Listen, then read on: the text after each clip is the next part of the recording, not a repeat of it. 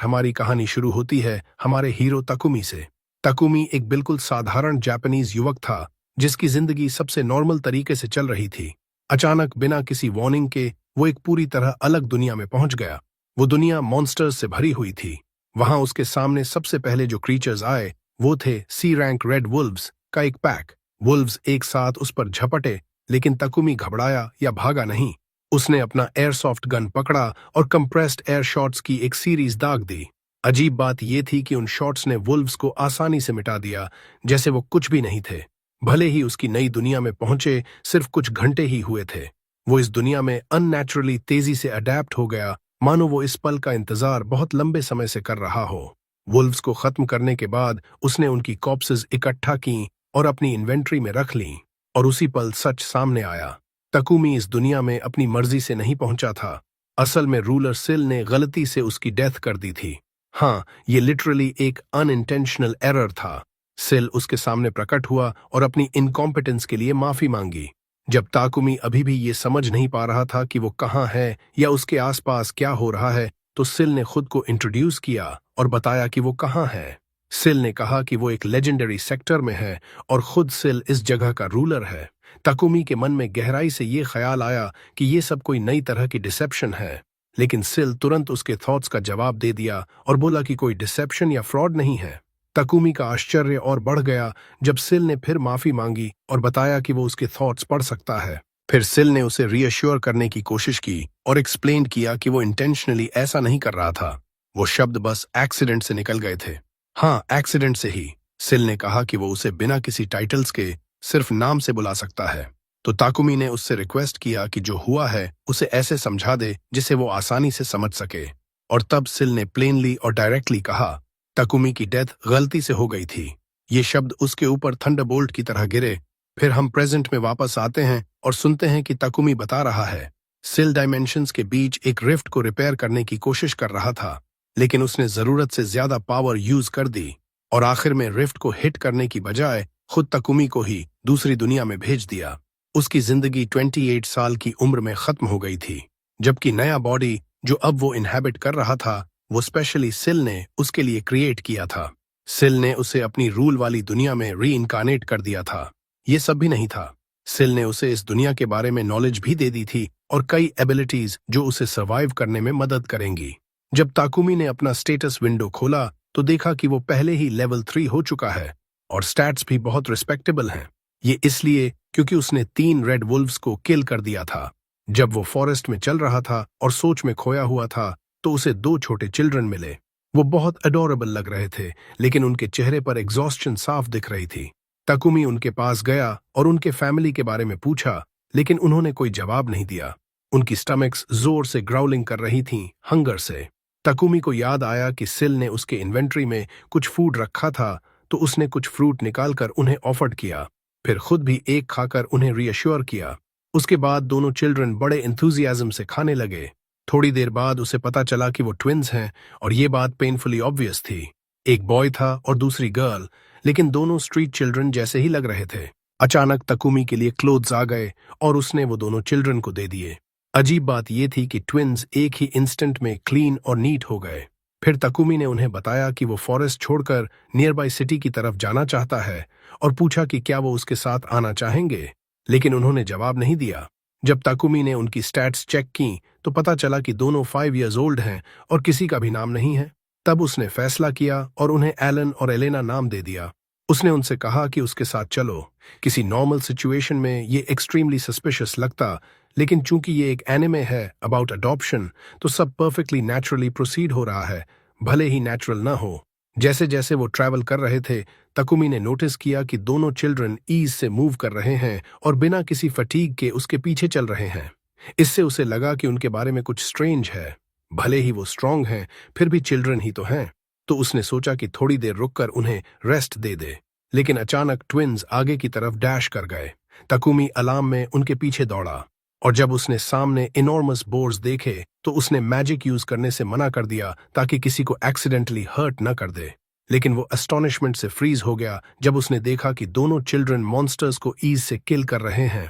उसी पल उसे समझ आया कि वो जेन्युइनली पावरफुल हैं। उसने उनसे पूछा कि उन्हें कैसे पता चला कि आगे मॉन्स्टर्स हैं, लेकिन उन्होंने सिर्फ हेड्स हिला दिए। तो ताकुमी ने कहा कि अगली बार ऐसा कुछ करने से पहले उसे वार्न कर दिया करो, क्योंकि वो शियर फ्राइट से मरने वाला था। थोड़ी देर बाद ट्विंस ने फिर किसी मॉन्स्टर की प्रेजेंस सेंस की। ताकुमी ने अस्यूम किया कि शायद ये चिल्ड्रन पहले इस फॉरेस्ट में रहते रहे होंगे, जिस वजह से वो ऐसे एनवायरनमेंट के इतने अकस्टम्ड हैं। इस बार चिल्ड्रन ने पहले तकुमी को वॉर्न किया, फिर मॉन्स्टर पर लीप किया और उसे एक इंस्टेंट में किल कर दिया। तकुमी ने उन्हें थैंक किया क्योंकि इस बार उन्होंने पहले बताया था और वे एक्सट्रीमली हैप्पी हो गए, जबकि तकुमी खुद थोड़ा एम्बैरेस्ड फील कर रहा था जब उसने देखा कि वो कितने अडोरेबल हैं। ये सिलसिला पूरे दिन चलता रहा। हर मॉन्स्टर जो उनके पास में आया उसे उन्होंने किल किया। जब डार्कनेस फॉल होने लगी तो तकुमी ने डिनर प्रिपेयर करने का फैसला किया और ट्विंस से हेल्प मांगी। एक ही मोमेंट में उन्होंने huge amount of firewood gather कर ली, जबकि तकुमी ने कुछ स्क्यूअर्स प्रिपेयर किए। जैसे ही वो खा रहे थे, तकुमी को याद आया कि शुरू में चिल्ड्रन कितने विथड्रॉन थे, जबकि अब वो लाफिंग और फ्रीली स्पीकिंग कर रहे हैं। इससे वो मन ही मन सोचने लगा कि क्या वो पहले से ही उससे अटैच्ड हो चुके हैं। रात में उसने प्रोटेक्टिव बैरियर सेट किया और फिर सब सो गए। अगले दिन जब वे सिटी पहुंचे तो गार्ड्स हैरान रह गए जब उन्हें पता चला कि तीनों गौ फॉरेस्ट से आए हैं, जो ए रैंक फॉरेस्ट है और एक्सट्रीमली डेंजरस है। एक मैन के साथ दो चिल्ड्रन का उस डेंजरस फॉरेस्ट से निकलना नेचुरली ही सस्पिशन अराउज कर रहा था। तो ताकुमी ने गार्ड्स को एक्सप्लेन किया कि वो कंट्री साइड से मेडिसिनल हर्ब्स ढूंढने आया है, फॉरेस्ट में डीप नहीं गया था और चिल्ड्रन खुद को डिफेंड करना जानते हैं। एक रेड हेयर्ड गार्ड ने पूछा कि क्या उसे हर्ब्स मिली हैं। तकुमी ने उन्हें निकालकर दिखाया और गार्ड ने कंफर्म किया कि वो सच में मेडिसिनल हर्ब्स हैं।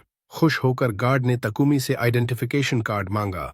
तकुमी ने हेजिटेट करते हुए कहा कि वो रूरल एरिया से आया है और उसके पास कोई आइडेंटिफिकेशन नहीं है।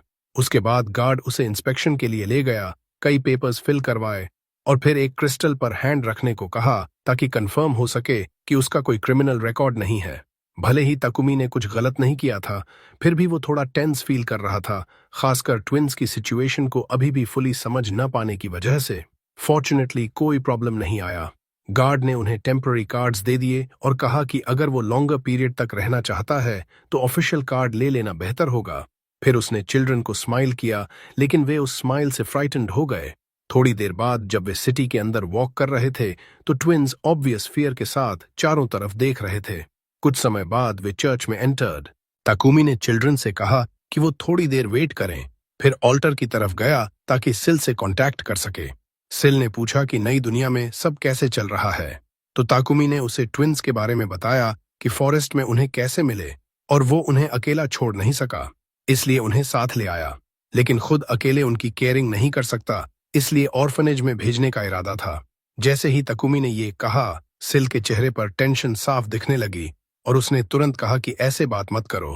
ताकुमी कामली रिप्लाइड किया कि शुरू से ही उसे लगा था कि सिल सब कुछ से कनेक्टेड है, क्योंकि उसने उसे सेफ या पीसफुल जगह भेजने की बजाय extremely dangerous A rank forest में भेज दिया और उसी फॉरेस्ट में उसे ट्विंस मिले थे। इससे भी स्ट्रेंजर ये कि वहां के मॉन्स्टर्स उन्हें डिफीट नहीं कर पाए थे। सिल ने फिर माफी मांगी, लेकिन ताकुमी ने क्लियर और डायरेक्ट एक्सप्लेनेशन मांगी। अनफॉर्चुनेटली सिल ने कहा कि वो इससे ज्यादा कुछ नहीं बता सकता। यहां हमें पता चलता है कि इस दुनिया में सिर्फ एक रूलर नहीं है, जैसे ruler of wind, ruler of fire, ruler of water, ruler of earth. Takumi ने पीसेस कनेक्ट किए और कहा कि अगर रूलर ऑफ विंड फ्रैंकली नहीं बोल सकता तो ट्विंस किसी दूसरे रूलर से रिलेटेड होंगे। सिल स्माइल किया और एडमिटेड किया कि ताकुमी इंडीड इंटेलिजेंट है। फिर सिल ने बताया कि ट्विंस ऑर्डिनरी चिल्ड्रन नहीं हैं और उन्हें फॉरेस्ट में छोड़ना एक्सट्रीमली डेंजरस था, लेकिन फिर भी वो इससे ज्यादा नहीं कह सकता। ताकुमी ने आगे क्वेश्चन से प्रेशर नहीं डाला, लेकिन एक इंपॉर्टेंट चीज पूछी, क्या वो ट्विंस के साथ कंटिन्यू डील कर सकता है और उनकी लुक आफ्टर कर सकता है। सिल ने आंसर्ड किया कि ऐसा करना उसके लिए ट्रेमेंडस सर्विस होगा, जैसे फेट खुद उसे चांस दे रहा हो कि एक्सीडेंट से ताकुमी की डेथ करने की मिस्टेक को करेक्ट कर सके। कॉन्वर्सेशन खत्म करने से पहले ताकुमी ने एडमिट किया कि सच में वो कभी ट्विंस को ऑर्फनेज में छोड़ने वाला ही नहीं था। सिल से बात खत्म करने के बाद वो चिल्ड्रन के पास वापस आया और बोला कि अब आयन में चलकर प्रॉपर रेस्ट कर लेना चाहिए, जबकि सिल इमेंसली हैप्पी था क्योंकि उसे कोई काइंड हार्टेड और सिंसियर तरीके से रिस्पॉन्सिबिलिटी शोल्डर करने वाला मिल गया था। जब वे ईएन पहुंचे तो ताकुमी ने दोनों चिल्ड्रन से बेड ट्राई करने को कहा। वे बेड के आइडिया से ही अटली फैसिनेटेड हो गए, मानो पहली बार रियल बेड देख रहे हों। और सिर्फ कुछ मोमेंट्स बाद शेयर एग्जॉस्शन से वे ऑलमोस्ट इमीडिएटली सो गए। तकुमी को भी लंबे दिन के इवेंट्स के बाद ड्राउजीनेस आ गई। अगले दिन जब वे वोक अप तो तकुमी ने देखा कि ट्विंस क्वाइटली बैठकर उसे देख रहे हैं। उसने उन्हें गुड मॉर्निंग कहा और जब उन्होंने जवाब दिया तो वो जेन्युइनली सरप्राइज्ड हो गया, क्योंकि ये पहली बार था जब उसने उनकी वॉइसेस सुनी थीं। पहले वो उनकी साइलेंस की वजह से वरीड रहता था, लेकिन अब बोलना शुरू कर देना उसके लिए मेजर स्टेप और रिलीफ की बात थी।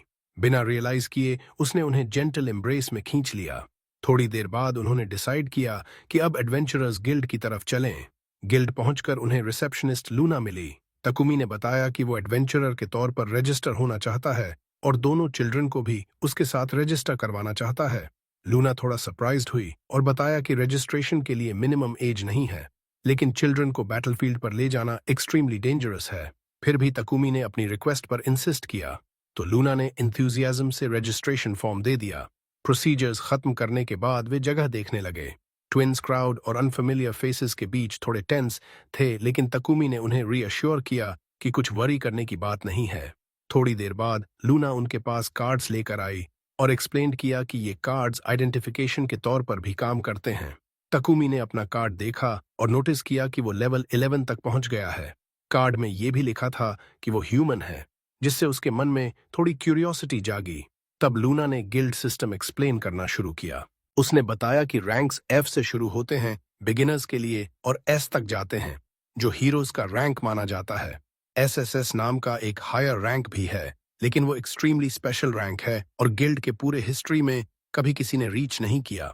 उसने ये भी एक्सप्लेन किया कि क्वेस्ट्स को इंडिविजुअली या ग्रुप्स में कंप्लीट किया जा सकता है और पार्टी का रैंक उसके मेंबर्स के एवरेज रैंक से डिसाइड होता है।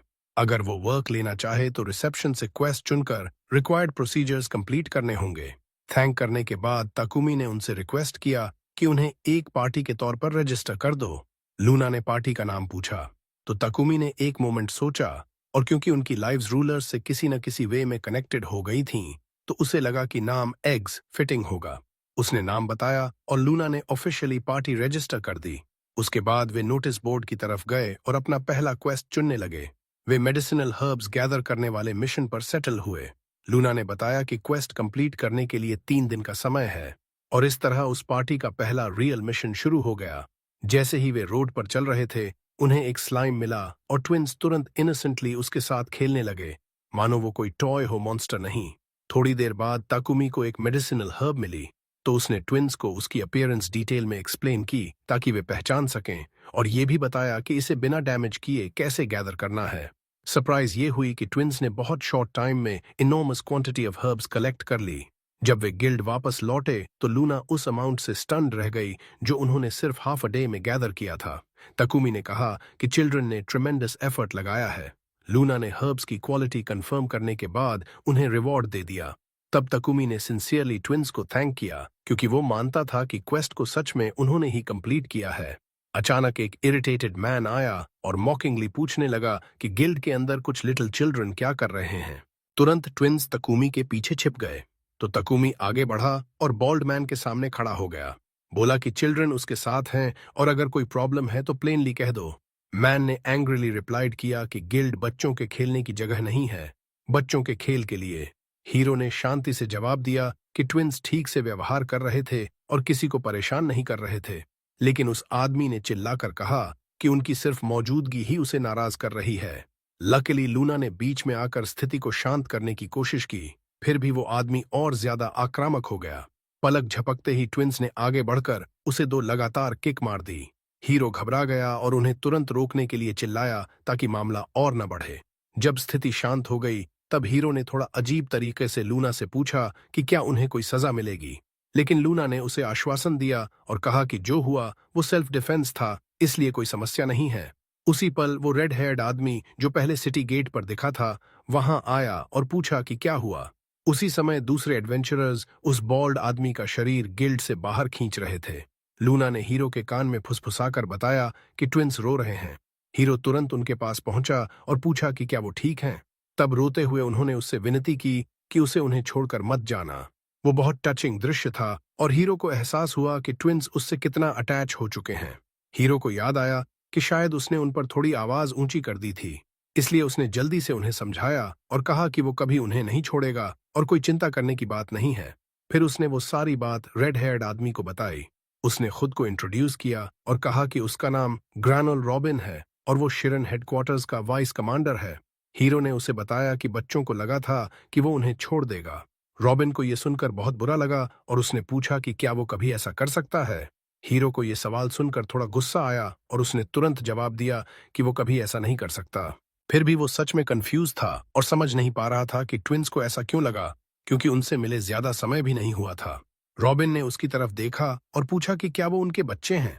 हीरो ने इनकार में सिर हिलाया और फिर बताने लगा कि वो उन्हें जीए फॉरेस्ट में पहली बार मिले थे। उसने कहा कि वो नहीं जानता था कि वो खोए हुए हैं या अबैंडन्ड हैं, लेकिन वो उन्हें उस डेंजरस जगह पर अकेला छोड़ नहीं सका। उसके बाद उसने पूछा कि क्या हाल ही में फॉरेस्ट में किसी कार्ट या कैरावैन पर अटैक हुआ है। लूना को तुरंत एक पुरानी घटना याद आ गई। उसने बताया कि स्लेव ट्रेडर्स पर फॉरेस्ट में अटैक हुआ था और उन्होंने शायद बच्चों को मॉन्स्टर्स को डिस्ट्रैक्ट करने के लिए फेंक दिया होगा ताकि खुद बच सकें। इससे सारी बात साफ हो गई। हीरो ने रॉबिन से पूछा कि अगर वो ट्विंस को फॉर्मली अडॉप्ट कर ले तो कोई समस्या तो नहीं होगी। रॉबिन ने जब देखा कि बच्चे हीरो से कितना डीपली अटैच्ड हैं तो उसने कहा कि कोई समस्या नहीं है। उसने यहां तक वादा किया कि वो अपने वाइस कमांडर के पोजीशन का इस्तेमाल करके उनकी गार्डियनशिप को ताकुमी के नाम लीगली रिकॉग्नाइज करवा देगा। हीरो ने उसे शुक्रिया कहा, लेकिन उनकी बातचीत जारी होने से पहले लूना बीच में आ गई। लूना ने हीरो से पूछा कि क्या वो गॉफ फॉरेस्ट में गए थे, क्योंकि वो वहां के मॉन्स्टर्स से आने वाले मटेरियल्स में बहुत इंटरेस्टेड थी। हीरो ने उसे बताया कि उसके पास रेड वुल्व्स के कुछ मटेरियल्स हैं। लूना हैरान रह गई और उनसे मांगने लगी। उसी पल वॉल नाम का एक व्यक्ति आया और हीरो को सलाह दी कि उन्हें बेच दे, क्योंकि लूना ऐसे मटेरियल्स में बहुत इंटरेस्टेड है। हीरो ने मान लिया और मटेरियल्स बेच दिए और बदले में उसे अच्छी खासी रकम मिली। उसके बाद लूना ने रॉबिन की तरफ देखा और पूछा कि क्या वो गिल्ड मास्टर से बात करने वाले नहीं हैं। रॉबिन ने जवाब दिया कि एक्सपेडिशन कैंपेन की बात गिल्ड मास्टर से करनी होगी। ऐसे कैंपेन्स समय समय पर ऑर्गेनाइज किए जाते हैं ताकि फॉरेस्ट्स में मॉन्स्टर्स की संख्या कम रहे। अगर उन्हें अनचेक बढ़ने दिया गया तो वो अपनी टेरिटरी से बाहर निकलकर सिटीज को थ्रेटन करने लगेंगे। चूंकि फॉरेस्ट रैंक था, इसलिए एक्सपेडिशन छोटी संख्या में लेकिन ओवरवेलमिंग स्ट्रेंथ वाली होगी। फिर रॉबिन ने हीरो की तरफ देखा और कहा कि वो भी इस कैंपेन में शामिल होंगे। हीरो हैरान रह गया और पूछा कि वजह क्या है, जब वो अभी सिर्फ बिगिनर एडवेंचरर है। लेकिन वॉल बीच में आ गया और बोला कि बकवास बंद करो, क्योंकि रेड वुल्व्स के मटेरियल्स होने की बात कहकर तुम खुद इस सिचुएशन में घुस आए हो। हीरो को तब एहसास हुआ कि उसे शांत रहना चाहिए था और अपने शब्दों को ज्यादा सावधानी से चुनना चाहिए था। उसके बाद वॉल गिल्ड मास्टर से बात करने चला गया और जाते जाते हीरो से कहा कि भागने की कोशिश मत करना, क्योंकि वो ऑफिशियल रिक्वेस्ट सबमिट करने वाला है ताकि तुम्हें एक्सपेडिशन में ऐड कर दिया जाए। हीरो को लगा कि वो खुद को सीरियस ट्रबल में डाल चुका है, लेकिन उसके विचार अचानक कट गए जब उसने देखा कि ट्विंस कॉइन्स खाने की कोशिश कर रहे हैं। हीरो तुरंत उनके पास भागा और उन्हें रोक लिया ताकि कुछ बुरा ना हो जाए। थोड़ी देर बाद वॉल ने गिल्ड मास्टर से मिलकर एडवेंचरर्स को कैंपेन के लिए ऑर्गेनाइज करने को कहा और एडवेंचरर तकुमी को भी उनमें शामिल करने की रिकमेंडेशन दी। कुछ समय बाद हम हीरो को ट्विंस के साथ शहर की सड़कों पर शांति से चलते देखते हैं। हालांकि नई दुनिया में आने के बाद पूरा महीना भी नहीं हुआ था, फिर भी वो इसमें बहुत अच्छे से अडेप्ट हो चुका था। दोनों बच्चों की बात करें तो पहले वो किसी भी स्ट्रेंजर से डरते थे, लेकिन अब वो शांत हो गए थे और अपनी नई जिंदगी में एडजस्ट हो गए थे। उनकी पार्टी, जिसका नाम एग्स था, वो 2 दिन काम और 1 दिन रेस्ट का सिस्टम फॉलो करती थी, जिससे उनकी एनर्जी बनी रहती थी। एक दिन जब वो ब्रेकफास्ट कर रहे थे तब हीरो ने कहा कि खाना बहुत डिलिशियस है, लेकिन उसे लगा कि कुछ मिसिंग है। चूंकि वो जापानीज था, इसलिए उसके लिए सोय सॉस के बिना खाना अधूरा सा लगता था। थोड़ी देर सोचने के बाद उसे याद आया कि इस दुनिया में सिर्फ 3 तरह की ब्रेड है, व्हाइट ब्रेड, बार्ली ब्रेड और होल व्हीट ब्रेड। तब उसे पुरानी डेकोरेटेड ब्रेड्स और स्वीट्स की याद आने लगी और उसे लगा कि उसे खुद ब्रेड बनानी चाहिए। ट्विंस इस आइडिया से बहुत एक्साइटेड हो गए और उन्होंने पास की बेकरी में जाने का फैसला किया। जैसे ही वो अंदर गए, बेकर ने पूछा कि क्या चाहिए। हीरो ने कहा कि वो कुछ खरीदने नहीं आए हैं, बल्कि एक छोटा सा फेवर मांगने आए हैं। उसी पल बेकरी का ओनर आया और पूछा कि मामला क्या है। उसकी बेटी मिशेल ने उसे बताया कि ताकुमी उनसे फेवर मांगना चाहता है। बेकर का नाम रैड था। हीरो ने खुद को इंट्रोड्यूस किया और बताया कि वो कुछ इंग्रेडिएंट्स जो उसके पास हैं उनसे एक खास तरह की ब्रेड बनाने की कोशिश करना चाहता है। मिशेल ने देखा कि एक इंग्रेडिएंट जैम था, जबकि दूसरा उसे अनजाना लगा। तब हीरो ने उन्हें बताया कि वो पेस्ट्री क्रीम है और इसे ब्रेड के अंदर रखकर ओवन में डालना होता है। रैड को एक्सपेरिमेंट करने में कोई आपत्ति नहीं थी, लेकिन उसने माना कि उसने पहले कभी ऐसी ब्रेड नहीं बनाई। इसलिए हीरो ने उसे स्टेप बाय स्टेप मेथड सिखाने का फैसला किया। जल्दी ही हीरो खुद बेकर बनकर उनके सामने ब्रेड बना रहा था, ताकि वो मेथड सीख सकें। रैड ने उसे इमिटेट किया और बहुत अच्छा परफॉर्म किया, जबकि एलन और एलेना भी एक्साइटेड होकर पार्टिसिपेट करने लगे। रैड ने हीरो से कहा कि उसे भी मदद करनी होगी, इसलिए हीरो ने कुछ एनको निकाला ताकि दूसरी तरह की ब्रेड बना सके। उन्होंने पूरे दिन और रात के कुछ हिस्से तक अलग अलग वैरायटीज बनाई। जब वो काम खत्म कर चुके तो ओवन से ब्रेड निकलने का इंतजार करने लगे।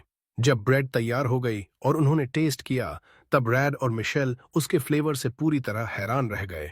फिर उन्होंने हीरो से पूछा कि क्या वो इस तरह की ब्रेड बेकरी में बेच सकते हैं, और कहा कि वो कस्टमर्स को बता देंगे कि रेसिपी हीरो की है। उन्होंने कमीशन भी देने की बात की, लेकिन हीरो ने पोलाइटली मना कर दिया और कहा कि उसे पैसे की जरूरत नहीं है। उसके लिए बस इतना काफी है कि वो जब चाहे उनसे वो ब्रेड खरीद सके। सच कहें तो उसका एटीट्यूड बिल्कुल बिजनेस माइंडेड नहीं था। रैड ने कहा कि वो नई फिलिंग्स और अलग अलग वैरायटीज ट्राई करने के लिए एक्साइटेड है। एलन और एलेना को टेस्ट बहुत पसंद आया और उन्होंने कहा कि वो बहुत सारी खाना चाहते हैं। अगले दिन गिल्ड में लूना ने हीरो का स्वागत स्माइल के साथ किया और उसे प्रमोशन पर बधाई दी। हीरो को लगा था कि शायद थोड़ा बढ़ा होगा, लेकिन जब उसने देखा कि वो लेवल 13 पहुंच गया है और साथ में कुछ स्ट्रेंज स्किल्स जैसे लॉन्ड्री और सोइंग भी अक्वायर कर ली हैं, तो वो सरप्राइज्ड रह गया।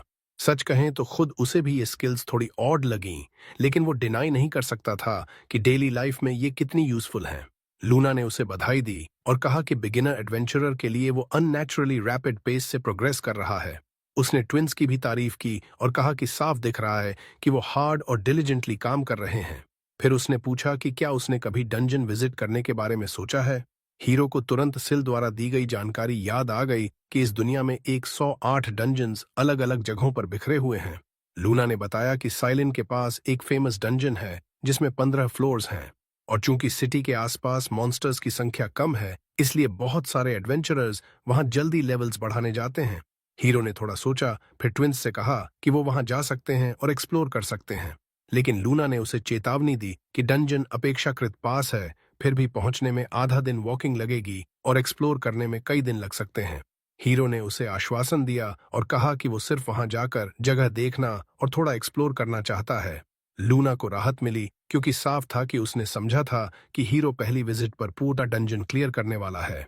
लेकिन सरप्राइज ये हुई कि जल्दी ही हीरो और ट्विंस डंजन के 3rd फ्लोर तक पहुंच चुके थे। ये एलन और एलेना की वजह से संभव हुआ था, क्योंकि उनमें एस्टोनिशिंग सेंस ऑफ डायरेक्शन था और वो हीरो को गाइड कर रहे थे। जैसे जैसे वो आगे बढ़े, हीरो ने नोटिस किया कि ये अर्थ डंजन है, यानी ज्यादातर मॉन्स्टर्स अर्थ एलिमेंट के हैं। उनके सामने एक जाइगेंटिक मोल जैसा मॉन्स्टर आया, लेकिन वो रिलेटिवली वीक लगा।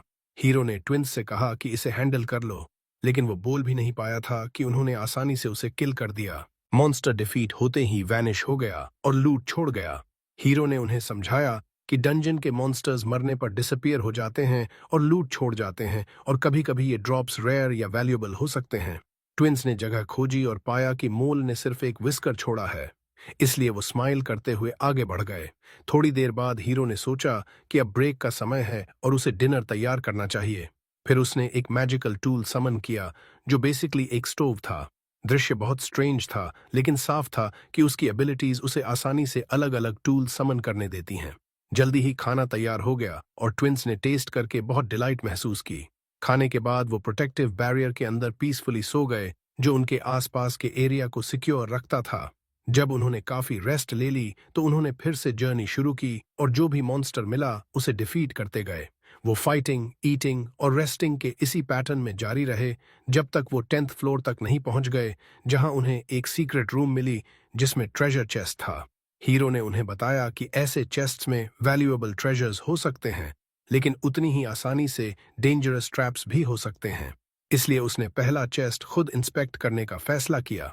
जब कंफर्म हो गया कि वो सेफ है, तब उसने ट्विंस को खोलने दिया। अंदर उन्हें 2 पोशंस मिले, एक माना रिकवरी के लिए और दूसरा हीलिंग के लिए।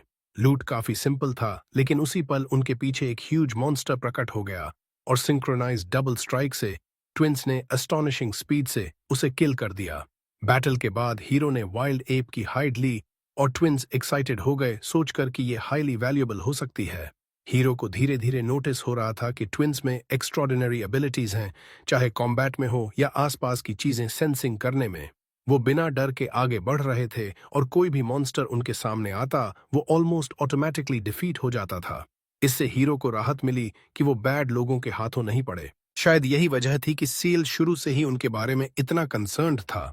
फिर भी कभी कभी हीरो को लगता था कि वो उन पर ज्यादा रिलाई करने लगा है। जब वो लॉस्ट होकर सोच रहा था तब ट्विंस ने उसे आवाज दी और पास के मॉन्स्टर की वार्निंग दी। जब उसने देखा तो वो पॉइजनस मड सर्पेंट था। उसने ट्विंस को वार्न किया और कहा कि इस मॉन्स्टर को उसे हैंडल करने दो। इस बार हीरो ने एक स्टोन उठाई और सर्पेंट पर फेंकी ताकि उसे डिस्ट्रैक्ट कर सके। फिर कटिंग विंड इस्तेमाल करके उसे स्विफ्टली किल कर दिया। तुरंत बाद बीस का स्वॉर्म आ गया। ट्विंस बहुत एक्साइटेड हो गए और खुद से उन्हें फाइट करने की इजाजत मांगी। हीरो ने मान लिया और उन्हें ट्राई करने का चांस दिया। शुरू में उनके स्ट्राइक्स प्रिसाइज नहीं थे, लेकिन उन्होंने हीरो के मेथड को कॉपी किया और स्टोन्स फेंकने लगे और उसी पल उनकी पावर फ्राइटनिंग तरीके से रिवील हो गई। हीरो खुश होकर उन्हें एंजॉय करते देख रहा था, इसलिए उसने उन्हें फ्रीली फाइट करने दिया, जबकि वो खुद बैठ गया और अपना सामान अरेंज करने लगा। जब ट्विंस ने बीज को डिफीट कर दिया तो उन्होंने मॉन्स्टर्स द्वारा छोड़ा गया हनी कलेक्ट किया और हीरो को दे दिया। हनी देखते ही हीरो बहुत एक्साइटेड हो गया और बोला कि हनी इथिल्डिया में बहुत एक्सपेंसिव मटेरियल्स में से एक माना जाता है। उस पल से ट्विंस हर बी के पीछे पड़ गए जो उन्हें मिली।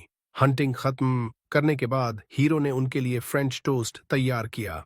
ट्विंस बहुत ओवरजॉयड हो गए, लेकिन अचानक फिर से बीस का स्वॉर्म आ गया। इस बार हीरो खुद उन्हें हैंडल करने लगा। जब उनकी संख्या बढ़ गई तब ट्विंस भी बैटल में शामिल हो गए और मदद करने लगे। आखिरकार उन्होंने इनॉर्मस अमाउंट का हनी कलेक्ट किया। फिर वो डंजन में आगे बढ़ते रहे जब तक आखिरकार 15th फ्लोर तक नहीं पहुंच गए। जिस पल उन्होंने मासिव डोर खुला और अंदर घुसते ही वे खुद को एक विशाल हॉल में पा रहे थे। लेकिन जैसे ही वे अंदर कदम रखते डोर उनके पीछे बंद हो गई और उनके सामने एक विशाल मॉन्स्टर प्रकट हो गया, एक जायंट अर्थवर्म। हीरो तुरंत समझ गया कि इस जगह से तब तक बाहर नहीं निकल पाएंगे जब तक इस मॉन्स्टर को डिफीट नहीं कर देते। इसलिए उसने ट्विंस को कहीं सेफ रहने को कहा, जबकि वह खुद बैटल संभाल लेगा। वर्म ने उसके विंड अटैक से बचने की कोशिश की और मड के गोले फेंककर हमला करने लगा, लेकिन हीरो ने उन अटैक्स को आसानी से तोड़ दिया। फिर सीधा विंड एरो चला दिया और बैटल को जल्दी खत्म कर दिया। लड़ाई खत्म होने के बाद वह थोड़ा हैरान खड़ा रहा और खुद से पूछने लगा, क्या मॉन्स्टर सच में इतना वीक था या ब्लेसिंग्स की वजह से खुद हीरो मजबूत हो गया है? जब वह लूट इकट्ठा करने लगा तो मॉन्स्टर ने बहुत सारे आइटम्स छोड़ दिए थे। उसी पल ट्विंस उसके पैरों से चिपक गए और धीरे से पूछा, फिनिश्ड? हीरो मुस्कुराया और बोला, यस, खुश हूं कि तुम सेफ हो। तभी अचानक उन्होंने उसे अपनी तरफ खींचा और उसके सिर पर थपथपाने लगे जैसे धन्यवाद दे रहे हों। हीरो का चेहरा लाल हो गया और हैरानी से पूछा, आर यू प्रेजिंग मी? उन्होंने हाँ कहा और उसके दिल में गहरी गर्माहट और कृतज्ञता भर गई। उसके बाद एक स्पेशल डिवाइस प्रकट हुआ जो उन्हें डंजन के फर्स्ट फ्लोर पर वापस ले गया। उसके साथ एक एक्स्ट्रा ट्रेजर चेस्ट भी था। जब उसने उसे खोला तो अंदर फायर बॉम्ब्स थे, बॉम्ब्स जो मैजिक से चार्ज होने पर एक्सप्लोड हो जाते थे और फेंकने वाले को उनसे काफी दूर होना पड़ता था। हीरो को लगा कि ये ग्रेनेड्स जैसे हैं और जब उसने देखा कि ट्विंस उनसे खेलने की कोशिश कर रहे हैं तो वह बहुत अलार्म्ड हो गया। इसलिए उसने जल्दी से उन्हें छीन लिया और समझाया कि ये बेहद डेंजरस हैं। जैसे ही उन्होंने ट्रांसफर ओआरबी को छुआ वे तुरंत डंजन के बाहर पहुंच गए। हीरो ने उन्हें बताया कि अब सिटी वापस चलने का समय है। रास्ते में ट्विंस ने अचानक दूर खड़े एक डॉग की तरफ इशारा किया, लेकिन वो डॉग बिल्कुल ऑर्डिनरी नहीं था, वो एक फेनरियर था। हीरो ने बीस्ट को एग्जामिन किया और हैरान रह गया जब पता चला कि वो लेवल 25S रैंक फेनरियर है। और उससे भी अजीब बात यह थी कि उसके और हीरो के बीच कॉन्ट्रैक्ट था। हीरो बहुत हैरान हुआ कि ऐसा कॉन्ट्रैक्ट कब बना होगा और तुरंत उसे याद आया कि सिल ने ही ये काम किया होगा बिना उसे बताए। जैसे ही उसने उसकी तरफ जेस्चर किया जोल सीधा उसके पास दौड़ आया। हीरो ने देखा कि फेनरियर उसे कुछ इंतजार करते हुए देख रहा है, इसलिए उसने प्यार से उसके सिर पर थपथपाया। फिर ट्विंस उसके चारों तरफ दौड़ने लगे और उसे घेर लिया। कहने लगे कि इसे नाम जरूर देना चाहिए। हीरो ने उनसे पूछा कि उनका क्या ख्याल है। फिर जोएल नाम सजेस्ट किया। ट्विंस बहुत एक्साइटेड हो गए और बोले कि उन्हें नाम बहुत पसंद है। बहुत देर बाद आखिरकार वे सिटी पहुंच गए। हीरो ने ट्विंस को बताया कि जोएल को उनके साथ सिटी में नहीं ले जा सकते क्योंकि ऑर्डिनरी लोग मॉन्स्टर देखकर डर जाएंगे। इसलिए उसने फैसला किया कि उसे अपने शैडो में हाइड कर देगा और समझाया कि मॉन्स्टर कॉन्ट्रैक्ट्स डार्क मैजिक का रूप हैं। इसलिए कॉन्ट्रैक्टेड बीस्ट खुद को हाइड करके गायब हो सकता है।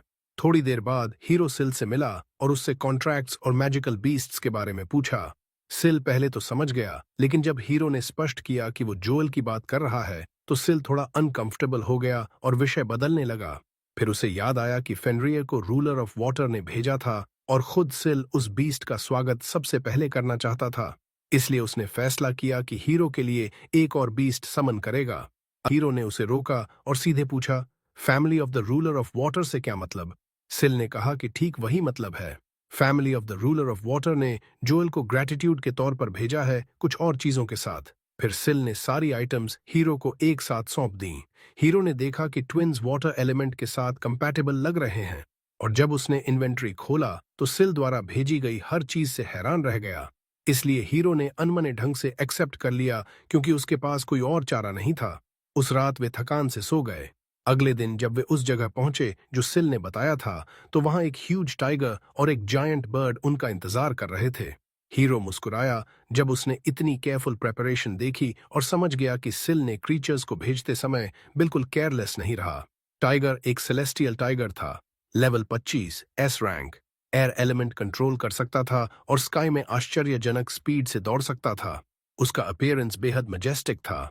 जबकि बर्ड एक थंडरहॉक था, level 20 A rank, lightning control करता था और स्विफ्ट और सडन अटैक्स में स्पेशलाइज्ड था। ट्विन्स को नेम्स में बहुत इंटरेस्ट था। थोड़ी सोच के बाद हीरो ने टाइगर का नाम हीट और बर्ड का नाम बोल्ट रखने का फैसला किया।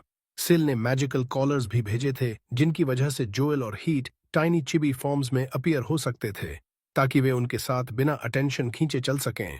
ट्विन्स बहुत एक्साइटेड हो गए और खुद के लिए भी कॉलर्स मांगने लगे, लेकिन हीरो को लगा कि ये सूटेबल नहीं है।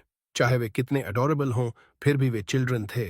इसलिए उसने रूलर ऑफ वाटर द्वारा भेजी गई चीजों में से सेफ पेंडेंट्स ढूंढे जो ट्रैकिंग, रेजिस्टेंस और मैजिकल रीइंफोर्समेंट के चार्म्स वाले थे, ताकि ट्विन्स हमेशा सेफ रहें। उनके साथ मैजिकल बैग्स भी थे जिनमें वे अपना सारा सामान रख सकते थे। अब वे एडवेंचर को आराम से जारी रखने के लिए रेडी थे। उसके बाद हम उन्हें सिटी में घूमते देखते हैं जब तक ट्विन्स एक टॉय स्टोर के सामने रुक गए और अंदर की हर चीज से मुग्ध हो गए। जब वे अंदर गए तो एलेना ने कुछ बहुत क्यूट हेयर टाइज चुने, और जैसे वो काफी नहीं था, उसने ब्लैक वाले भी चुने ताकि वे हीरो के कलर से मैच करें। हीरो उस सीन से अडोरेबल लगने की वजह से लगभग बेहोश हो गया। फिर और भी बोल्डर सीन आया। स्टोर में काम करने वाली वुमन ने ट्विन्स से डिस्प्ले पर रखे कुछ क्लोथ्स ट्राई ऑन करने को कहा। सच कहें तो ये बहुत क्लेवर मूव था, क्योंकि सैंपल क्लोथ्स में ट्विन्स इतने अनबिलीवेबली अडोरेबल लग रहे थे कि हीरो ने उनके लिए कई आउटफिट्स खरीद लीं। उस रात हीरो बैठा सोच रहा था कि एलन के लिए कोई स्पेशल गिफ्ट लाना चाहता है, लेकिन उसे पता नहीं था कि क्या चुने, क्योंकि इस वर्ल्ड में वो चीजें जो उसे पसंद आती वे एग्जिस्ट ही नहीं करती। इसलिए वो बात थोड़ी देर के लिए पोस्टपोन हो गई। अगले दिन उनके पहले ऑफिशियल मॉन्स्टर हंटिंग मिशन का समय आया इनसाइड गे फॉरेस्ट। उन्होंने अच्छे से प्रिपेयर किया, ब्रेकफास्ट किया और फिर नाइट से मिलने गए। वहां रॉबिन ने उन्हें वाइस कमांडर आइजैक रिनर से इंट्रोड्यूस किया। आइजैक थोड़ा अनईजी महसूस कर रहा था जब उसने दो छोटे बच्चों को फॉरेस्ट के डेंजर में जाने के लिए तैयार देखा, लेकिन रॉबिन ने उसे रीअश्योर किया और बताया कि ट्विन्स जितने दिखते हैं उससे कहीं ज्यादा स्ट्रांग हैं और रूलर्स उन्हें लिटरली प्रोटेक्ट कर रहे हैं, इसलिए उसे खुद की चिंता करनी चाहिए। उसके बाद रॉबिन ने उन्हें बताया कि वे ट्रांसपोर्ट कैरेज से फॉरेस्ट में जाएंगे, लेकिन कुछ स्ट्रेंज होने लगा जब हीरो को लगा कि कोई अनसेटलिंग और पिक्यूलियर गेज से उन्हें देख रहा है। एलन और एलेना ने भी इसे सेंस किया। हालांकि उस पल उनकी इंट्यूशन खास स्ट्रांग नहीं थी, फिर भी फीलिंग रियल थी। हीरो तय नहीं कर पा रहा था कि गेज हॉस्टाइल है या सिर्फ क्यूरियस, इसलिए उसने अलर्ट रहते हुए जर्नी जारी रखने का फैसला किया और उस फीलिंग के सोर्स को आइडेंटिफाई करने की कोशिश की। जब वे फॉरेस्ट पहुंचे तो रॉबिन ने प्लान अनाउंस किया। वे वहां 5 दिन रहेंगे और हंटिंग मिशन शुरू करेंगे। फिर उन्होंने कैंप लगाने के लिए सूटेबल जगह ढूंढनी शुरू की और दूसरे एडवेंचरर्स से थोड़ा अक्वेंट हो गए। वे ऑर्डिनरी लुकिंग लोग थे जो ज्यादा पावरफुल नहीं लग रहे थे, जैसे ब्लॉन्ड रूडोल्फ, ट्विन ब्रेड्स वाली गर्ल आयरिस, जो नाम का एक आदमी और उसके अलावा एक और आदमी। फिर उन्होंने एरिया एक्सप्लोर करना शुरू किया, और सब नॉर्मल चल रहा था जब तक ट्विंस ने नॉर्थ से एनिमी अप्रोच करते सेंस नहीं किया। गिल के पास डिटेक्शन एबिलिटी थी, फिर भी उसने एनिमी को थोड़ी देर बाद ही नोटिस किया, जिससे साफ हो गया कि ट्विंस की सेंसरी एबिलिटीज कितनी सुपीरियर हैं। एनिमी एक पावरफुल रेड वुल्फ था। नाइट अटैक लॉन्च करने से पहले ही ट्विंस उसकी तरफ दौड़ पड़े और इनक्रेडिबल स्पीड से उसे फिनिश ऑफ कर दिया, जैसे कोई बॉल से खेल रहे हों। जब हीरो ने ये सीन देखा तो पैनिक हो गया, क्योंकि वह भूल गया था कि आज का प्लान क्वाइटली और बिना अटेंशन खींचे मूव करने का था, लेकिन अब बहुत देर हो चुकी थी। खासकर जब नाइट्स हॉरर से देख रहे थे कि ट्विंस मॉन्स्टर का कॉप्स टॉय की तरह खींच रहे हैं। हीरो ने टेंशन कम करने की कोशिश की और कहा कि कुछ मूवमेंट और फाइटिंग दूसरों को भी करने दो, लेकिन रॉबिन ने जल्दी समझ लिया कि डिफीटेड वुल्फ सी रैंक था और बोला कि हालांकि वह जानता था कि ट्विंस टैलेंटेड हैं, लेकिन कभी एक्सपेक्ट नहीं किया था कि वे पूरी टीम को कैरी कर सकते हैं। हीरो के पास कोई चारा नहीं था सिवाय ये बताने के कि ट्विंस लंबे समय से फॉरेस्ट में रहे हैं, इसलिए नेविगेशन और हैंडलिंग में इतने स्किल्ड हो गए हैं। और सच में सब ट्विंस के पीछे पीछे चलने लगे, जबकि वे इंपॉर्टेंट प्लांट्स और मटेरियल्स इकट्ठा कर रहे थे।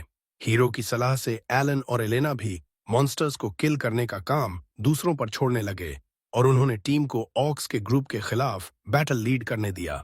रॉबिन ने उस मौके का फायदा उठाया और कंफर्म किया कि हीरो सिर्फ ई रैंक एडवेंचरर नहीं है, इसलिए उसने रूडोल्फ से कहा कि सिटी लौटते ही हीरो के लिए रैंक इवैल्यूएशन टेस्ट रेकमेंड करे। लेकिन सबसे बड़ा सरप्राइज ये था कि ऑक्स को ग्रुप्स में अटैक नहीं करना चाहिए था और एनिमीज को फॉरेस्ट के इस एरिया में अपीयर ही नहीं करना चाहिए था, जिससे सबको लगा कि कुछ रॉन्ग है। अचानक स्काई में रेड फ्लेयर दिखा और वो सिग्नल था कि दूसरे 2 यूनिट्स में से एक डेंजर में है।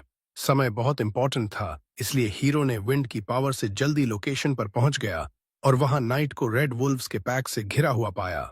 बिना किसी हेजिटेशन के उसने और उसकी टीम ने उन्हें स्विफ्टली वाइप आउट कर दिया। जब वे दूसरों के पास लौटे तो माहौल फिर जोकिंग और लाफ्टर में बदल गया, जब तक उन्हें फिर वही स्ट्रेंज गेज महसूस नहीं हुआ, लेकिन इस बार वो क्लोजर था। उस रात हीरो शॉक्ड हो गया जब उसने एडवेंचरर्स द्वारा तैयार किए जाने वाले डिनर को देखा। सिर्फ मीट और वेजिटेबल्स वाला सूप, कुछ और नहीं। सच में वो भूख मिटाने के लिए काफी था, लेकिन हीरो की कल्पना से बहुत दूर था। इसलिए उसने पूछा कि आयरिस प्रॉपर मील क्यों नहीं बना रही, लेकिन टीम ने बताया कि उसका कुकिंग सबसे वर्स्ट है और अगर उसे किचन के पास आने दिया तो पॉइजनिंग से मर सकते हैं। इस बात ने हीरो को एक पल के लिए डिसबिलीफ में डाल दिया और वह सोचने लगा कि कैसे पॉसिबल है कि सारी विमेन अच्छी कुकिंग नहीं कर पाती। उसके बाद उसने इंस्ट्रक्शंस दे दिए ताकि वे रिस्पेक्टेबल डिनर बना सकें। अगले दिन हीरो को फिर लगा कि कोई उसे देख रहा है और जैसे जैसे समय बीतता गया फॉरेस्ट और भी स्ट्रेंज हो गया, क्योंकि पूरे दिन उन्हें लगभग कोई मॉन्स्टर्स नहीं मिले।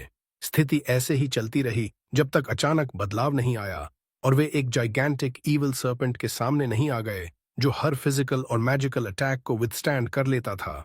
हीरो तुरंत समझ गया कि ये एनिमी जेन्युइन डेंजर है, इसलिए उसने एलन और एलेना को डिस्टेंस पर रहने को कहा, जबकि वह और वॉरियर्स उस पर अटैक करने की कोशिश करते रहे, लेकिन कोई फायदा नहीं हुआ। उसी पल हीरो को फिर हॉस्टाइल गेज फील हुआ जो स्पेसिफिकली उस पर फोकस था। उसने उसकी कंसंट्रेशन शैटर कर दी। उसी इंस्टेंट ट्विंस इंटरवीन करने की कोशिश की, लेकिन मॉन्स्टर ने उन्हें वायलेंट ब्लो मारा और उड़ा दिया। सच में सिचुएशन डेंजरस इसलिए थी क्योंकि इस वर्ल्ड के 2 सबसे छोटे और स्ट्रॉन्गेस्ट बीइंग्स अब जमीन पर पड़े थे। उस पॉइंट पर हीरो का सारा कंपोजर खो गया, शुद्ध फियर और रेज से, क्योंकि किसी की मर्डरस इंटेंट और अपनी गलती की वजह से ट्विंस को चोट लग गई थी। उस पल उसके दिल का सारा गुस्सा इकट्ठा हो गया और उसने एडवांस्ड विंड मैजिक ट्राई करने का फैसला किया। नेचुरली वह खुद से एग्जीक्यूट नहीं कर पाता था, इसलिए उसने रूडोल्फ और दूसरों से कहा कि जाइगेंटिक सर्पेंट को डिस्ट्रैक्ट करें जबकि वह अटैक चार्ज करे। एडवेंचरर्स ने अपना पूरा जोर लगाया ताकि उसे टाइम मिले, और जब हीरो को लगा कि सब रेडी है तो उसने उन्हें पीछे हटने को कहा। फिर सैकड़ों छोटे विंड बेस्ड अटैक्स का स्टॉर्म अनलीश कर दिया, जिसने न सिर्फ सर्पेंट को किल कर दिया बल्कि फॉरेस्ट के बड़े हिस्से को भी डिस्ट्रॉय कर दिया। रॉबिन ने कहा कि उसने कभी इतनी ओवरवेलमिंग पावर वाली मैजिक नहीं देखी, लेकिन प्रॉब्लम अभी खत्म नहीं हुई थी, क्योंकि हालांकि ट्विंस के वूंड्स इंप्रूव हो गए थे, हीरो आखिरकार उन स्ट्रेंज स्टेयर्स का सोर्स आइडेंटिफाई कर ही चुका था। पूर्ण रिजॉल्व के साथ वह रिस्पॉन्सिबल व्यक्ति की तरफ चार्ज कर गया, एक पर्पल हेयर्ड नाइट नाम सागी। उसने सोर्ड से उसे पिन डाउन किया और जवाब मांगा। रॉबिन को कुछ समझ नहीं आ रहा था और सागी खुद भी नहीं समझ रहा था, लेकिन हीरो ने उससे पूछा कि ब्लड लस्ट भरी आंखों से उसे क्यों देखा। रूडोल्फ ने भी कंफर्म किया क्योंकि उसने भी वही लुक्स नोटिस किए थे। इसलिए वे दबाते रहे जब तक सिगीसी ने आखिरकार एडमिट नहीं कर लिया कि जेलसी उस वजह से थी क्योंकि हीरो ने रॉबिन का रिस्पेक्ट इतनी जल्दी हासिल कर लिया था। उस पॉइंट पर हीरो समझ गया कि सागी अपने कमांडर की एडमायर करता है। लेकिन मामला थोड़ा और कॉम्प्लिकेटेड लग रहा था क्योंकि सिगीसी रेड हेयर्ड मैन से भी इन्फैचुएटेड था और इसीलिए जेलसी वो तरह की थी जो फीलिंग्स मैनिपुलेट करने को ज्यादा ड्राइव करती थी। उसके बाद एम्बैरेसमेंट की सीक्वेंस आई, बहुत सारे जोक्स, रॉबिन की एब्सोल्यूट रिजेक्शन, ब्रोकन हार्ट्स और आखिर में मामला उससे आगे नहीं बढ़ा। उसके बाद उन्होंने प्लेजेंट डिनर किया। फिर हीरो ने अपनी स्टैट्स देखी और नोटिस किया कि वह लेवल 25 पर पहुंच चुका है और उसके पास वाटर मैजिक में 50 पॉइंट्स हैं। ये बात उसे बहुत हैरान कर गई। उसे लगा कि शायद यह सिल की कोई और गिफ्ट है, लेकिन वह बात जल्दी ही पीछे छूट गई जब उन्होंने मिशन खत्म करने का फैसला किया और घायलों का इलाज कराने के लिए शहर लौट आए। अगले दिन टकुमी ने एडवेंचरर्स गिल्ड के गिल्ड मास्टर से मुलाकात की जिनका नाम यान था। उसे रॉबिन और रुडोल्फ से रिपोर्ट मिली थी और दोनों ने जोर देकर कहा था कि टकुमी का रैंक बढ़ा दिया जाए। एक तरफ तो यह अच्छी बात लग रही थी और वे ट्विंस का भी रैंक बढ़ाना चाहते थे, लेकिन समस्या यह थी कि ऐसे प्रमोशन से उन्हें ज्यादा मुश्किल क्वेस्ट मिलने लगेंगी और खतरा भी बढ़ जाएगा। बहुत सोचने के बाद टकुमी ने साफ साफ कहा कि ट्विंस को अभी सिर्फ डी रैंक पर ही बढ़ाया जाए ताकि वे सी रैंक और बी रैंक के बीच की क्वेस्ट्स अपेक्षाकृत सुरक्षित तरीके से कर सकें। उसके बाद लूना ने उनके कार्ड अपडेट किए और उनसे कहा कि पिछले एडवेंचर में जो लूट इकट्ठा हुई थी वो सब सौंप दो। लूना इस बात पर बहुत एक्साइटेड थी। फिर हम देखते हैं कि टक्कुमी अपनी बड़ी फैमिली के साथ घूम रहा है और मजे ले रहा है। ट्विंस बचकानी हरकतें कर रहे थे, जैसे मजेदार चेहरे बना रहे थे और जो को बोलना सिखाने की कोशिश कर रहे थे। सच कहें तो यह सुनने में अजीब लग सकता है, लेकिन चूंकि वे दोनों बच्चे बेहद टैलेंटेड थे, इसलिए यह पूरी तरह नामुमकिन नहीं था कि जो एक दिन सच में बोलना सीख जाए। थोड़ी देर बाद टकुमी ने सोचा कि अगर ट्विंस एडवेंचरर्स बनकर काम करने वाले हैं तो उन्हें पैसे मैनेज करना भी सीखना चाहिए। इसलिए उसने उन्हें सब कुछ समझाया जो जानना जरूरी था। कुछ उदाहरणों के बाद ट्विंस मार्केट जाने के लिए तैयार हो गए और कुछ चीजें खरीदने लगे। सभी व्यापारी उनके इंटेलिजेंस से हैरान रह गए। आखिरकार वे लाइब्रेरी पहुंच गए। टकुमी सीधा मैजिक सेक्शन में गया और वहां उसे एक बेहतरीन किताब मिली जिसकी मदद से वह वाटर एलिमेंट की अपनी एबिलिटी डेवलप करना शुरू कर सकता था। ट्विंस ने पूछा, यह किताब क्या है? और जब वह उन्हें समझाने की कोशिश कर रहा था तब एक बुजुर्ग और क्यूरियस महिला उनकी बातें सुन रही थी। उसने फैसला किया और उन्हें इलस्ट्रेटेड किताबों का एक सेट गिफ्ट कर दिया जो पढ़ना सीखने में बहुत परफेक्ट थीं। सच कहें तो टकुमी बहुत लॉन्ग टर्म सोचने लगा था और दूर की नजर से देखें तो यह एक दिन ट्विंस को स्पेस इंजीनियर्स के लेवल तक ले जा सकता था। अगले दिन उन्होंने गिल्ड की रिक्वेस्ट्स लेना जारी रखा और एक छोटी मिशन चुनी जिसमें खोए हुए बिल्ली को ढूंढना था। टकुमी ने अपने साथ फैमिलियर्स को भी समन कर लिया क्योंकि वे मिशन में मददगार साबित होंगे। कई घंटों की तलाश के बाद ट्विंस ने जिद की कि सर्च जारी रखें और आखिरकार उन्हें बिल्ली मिल गई। वह छोटी, प्यारी और बहुत तेज थी। फिर उन्होंने उसे उसके मालिक के पास लौटा दिया। इससे ट्विंस और भी ज्यादा एक्साइटेड हो गए कि और चीजें ढूंढते रहें। लेकिन लूना ने उन्हें बताया कि अब सिर्फ एक ही क्वेस्ट उपलब्ध है, पास के गांव में गॉब्लिन्स को खत्म करना, क्योंकि छोटे रिवॉर्ड की वजह से कोई भी एडवेंचरर इसे लेने को तैयार नहीं था। टकुमी ने इसे उनकी स्किल्स डेवलप करने का अच्छा मौका समझा, इसलिए तुरंत मान गया और इस तरह वे गांव पहुंच गए। जब गांव के चीफ ने उन्हें पहली बार देखा तो उन्हें शक हुआ कि ये लोग कोई काम के होंगे भी या नहीं। उसकी यह रिएक्शन समझ में आने वाली थी। सोचो, तुम्हारी फार्म पर इमरजेंसी है, हर रोज गॉब्लिन्स की टोलियां आकर सब कुछ तबाह कर रही हैं। तुम आर्मी का इंतजार कर रहे हो और अचानक तुम्हारे सामने आते हैं सिर्फ एक आदमी और दो बच्चे। खुशकिस्मती से टकुमी समझ गया कि पहली छाप अच्छी नहीं बनी है, इसलिए उसने तुरंत अपना आइडेंटिफिकेशन कार्ड दिखाया और बताया कि वह रैंक है। उसके बाद वह आगे बढ़ा और एक बीस्ट को रिलीज कर दिया, या यूं कहें कि उसने ट्विंस को अपने फैमिलियर्स के साथ सारे दुश्मनों पर अटैक करने दिया। ट्विंस ने सच में एक स्लॉटर मचा दिया, पूरा मूवमेंट और खून खराबा, लेकिन उनकी क्यूट अपीयरेंस की वजह से सीन कुछ अजीब सा प्यारा लग रहा था। और भी हैरानी की बात यह थी कि फैमिलियर्स टेलीपैथी से बात कर सकते थे। टकुमी को धुएं की पतली लकीर दिखी और उसे पता चला कि लड़ाई में छोटी आग लग गई है। इसीलिए उसने मौके का फायदा उठाया और वाटर मैजिक किताब से जो सीखा था उसे ट्राई किया। उसने सिंपल चीज से शुरू किया, एक वाटर बॉल।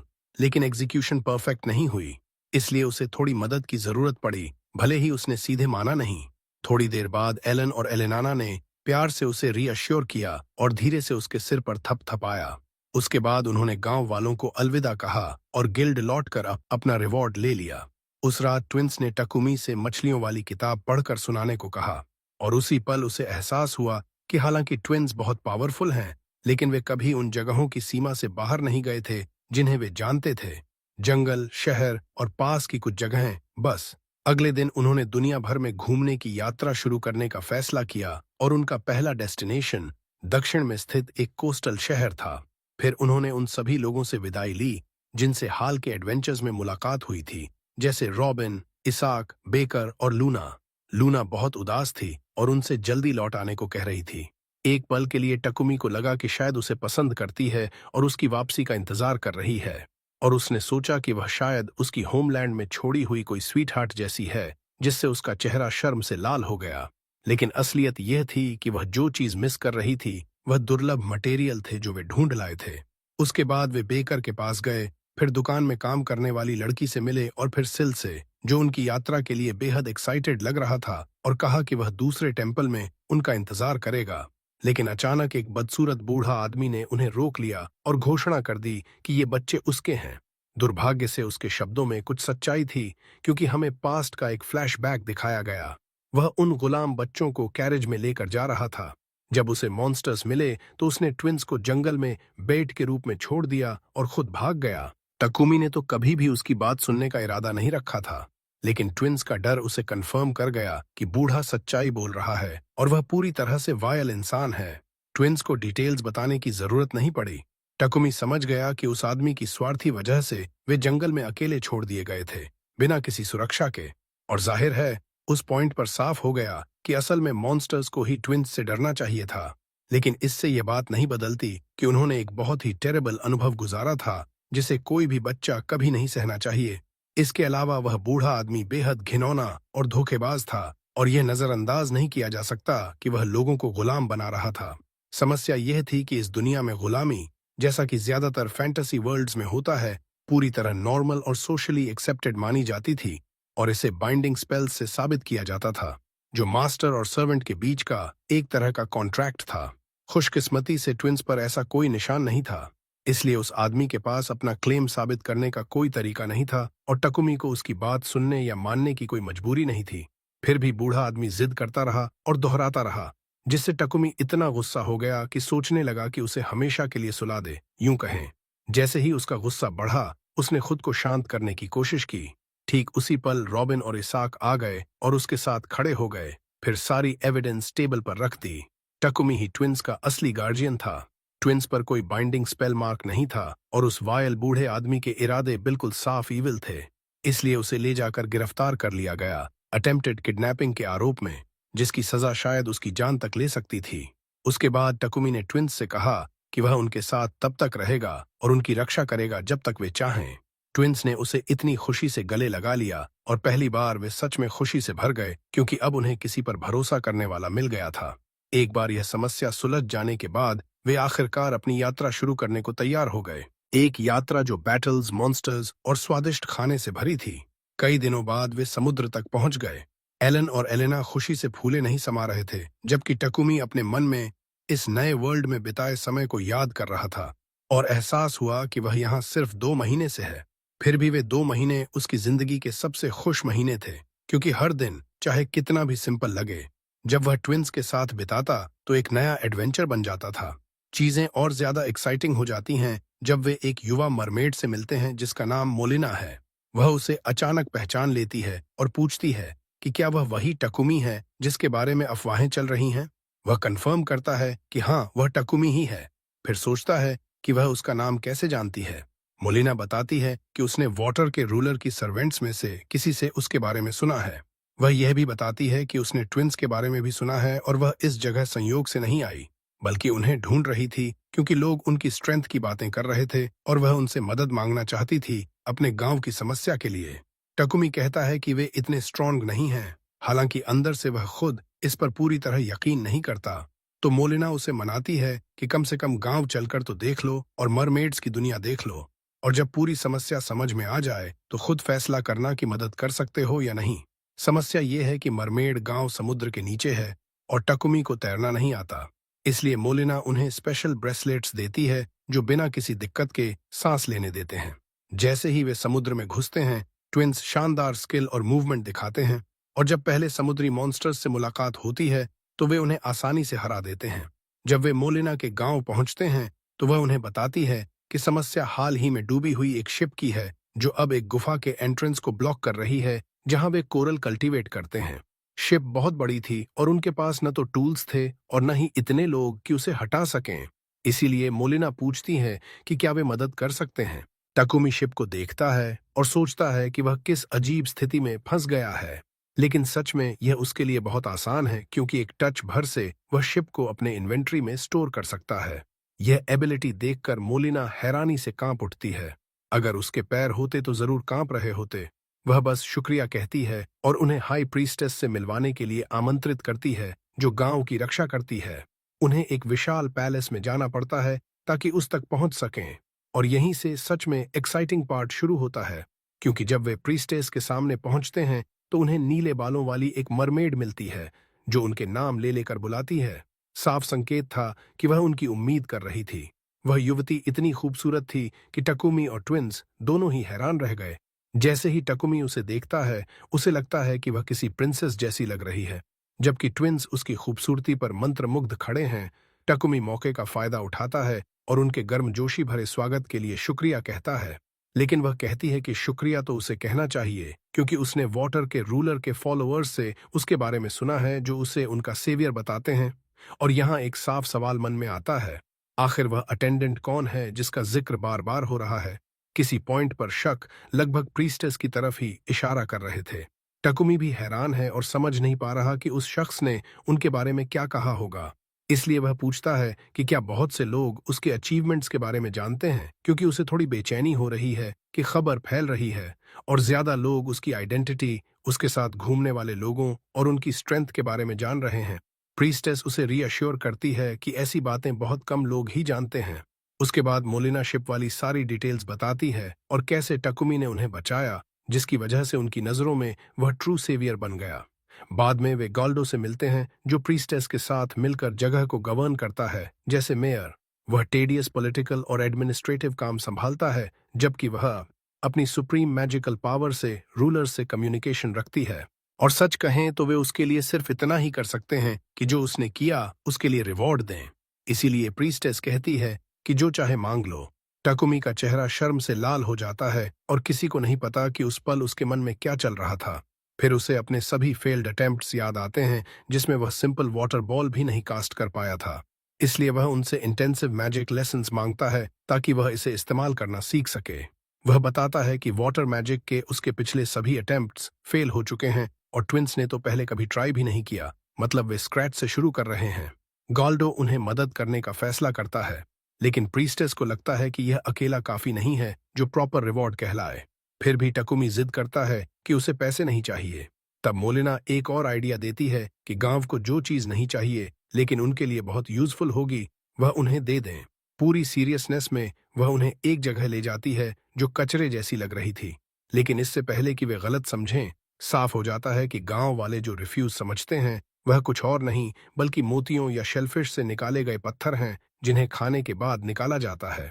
प्रीस्टेस उनसे माफी मांगती है और कहती है कि उसे थोड़ी शर्मिंदगी हो रही है कि उन्हें इस जगह लाई, लेकिन वह बताती है कि इंसान अजीब तरह से इन चीजों के प्रति हमेशा क्यूरियस रहते हैं। टकुमी कहता है कि कोई समस्या नहीं है, और सच कहें तो उनके चेहरों पर खुशी के निशान साफ दिख रहे थे। इसलिए वह मौका नहीं गंवाता और सारी चीजें अपने इन्वेंट्री में स्टोर कर लेता है। उसके बाद वे लग्जरी डिनर करते हैं जब तक मैजिक लेसन्स का समय नहीं हो जाता।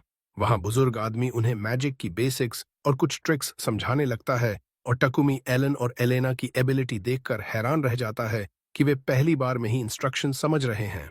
गॉल्डो बेसिक्स सिखाने के बाद प्रीस्टेस के साथ वापस चले जाते हैं और ट्विंस को पूरा दोपहर प्रैक्टिस करने देते हैं जब तक एकदम अचानक बदलाव होता है।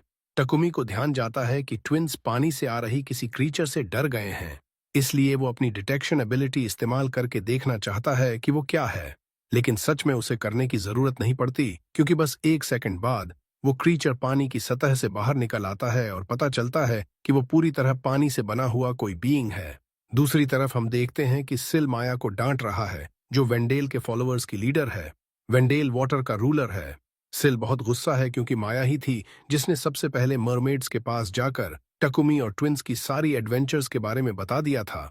जब वो पूछता है कि तूने ऐसा क्यों किया, तो माया मान लेती है कि वो बस थोड़ी देर के लिए देखने गई थी कि वो कैसे कर रहे हैं। और जब उसे लगा कि मरमेड्स कोई प्रॉब्लम फेस कर रही हैं, तो उसने मदद करने के लिए हिंट दे दिया कि एक ह्यूमन है जो मदद कर सकता है। अगर सवाल ये है कि उसने वाटर के रूलर को सीधे क्यों नहीं बताया, तो यहाँ हमें ये भी पता चलता है कि रूलर्स के पास ह्यूमन वर्ल्ड में इंटरवीन करने की सीमित संख्या होती है। इसीलिए उनका सबसे अच्छा ऑप्शन टकुमी की तरफ मुड़ना था। फिर भी सिल कहता है कि हम उस पर बहुत बड़ा कर्ज चढ़ा रहे हैं और उसे सिर्फ एक और प्रॉब्लम सॉल्व करने के लिए वहां ले जाना उसके बोझ को और बढ़ा रहा है। कितना भी आसान टास्क हो, टकुमी से पहले पूछना जरूरी है। सिल ने इस मिशन को सिर्फ इसलिए अलाउ किया क्योंकि आखिर में लड़के और ट्विंस को भी फायदा हुआ। माया चली जाती है, लेकिन सिल का गुस्सा और बढ़ जाता है जब उसे याद आता है कि ये सब सिर्फ इसलिए हो रहा है क्योंकि वेंडेल आलसी है और वाटर के रूलर होने के नाते अपना काम नहीं कर रहा। फिर भी उसकी शिकायतें बीच में ही रुक जाती हैं जब उसका असिस्टेंट कुछ अजीब चीज नोटिस करता है। टकुमी के साथ क्या हो रहा है और वो कौन है जो वाटर बीस्ट के क्लॉज से अपनी जान गंवाने वाला लग रहा है? शायद ये थोड़ी एग्जैजरेशन है। हम वापस ट्विंस के पास जाते हैं और देखते हैं कि वो क्रीचर पूरी तरह पानी से नहीं बना है, बल्कि वो एक विशाल ड्रैगन है जो वाटर को कंट्रोल करता है। और इससे भी बुरा ये कि वो कोई ऑर्डिनरी जायंट मॉन्स्टर नहीं है, क्योंकि जब अप्रेजल होता है तो पता चलता है कि ये लेवायथन है और वाटर के रूलर का सर्वेंट है। हालांकि पहली नजर में लगता है कि ये उन पर अटैक करने वाला है, लेकिन ये बस रुक जाता है और उन्हें घूरने लगता है, जैसे उनकी एग्जिस्टेंस को एनालाइज कर रहा हो। अचानक ड्रैगन बोलता है और पूछता है, Why are the children of the ruler of water with the servant of the ruler of wind? ये शब्द टकुमी के लिए बहुत बड़ा शौक है। इसलिए वो ड्रैगन से ट्विंस के बारे में पूछता है कि ये वाटर के रूलर के चिल्ड्रन हैं।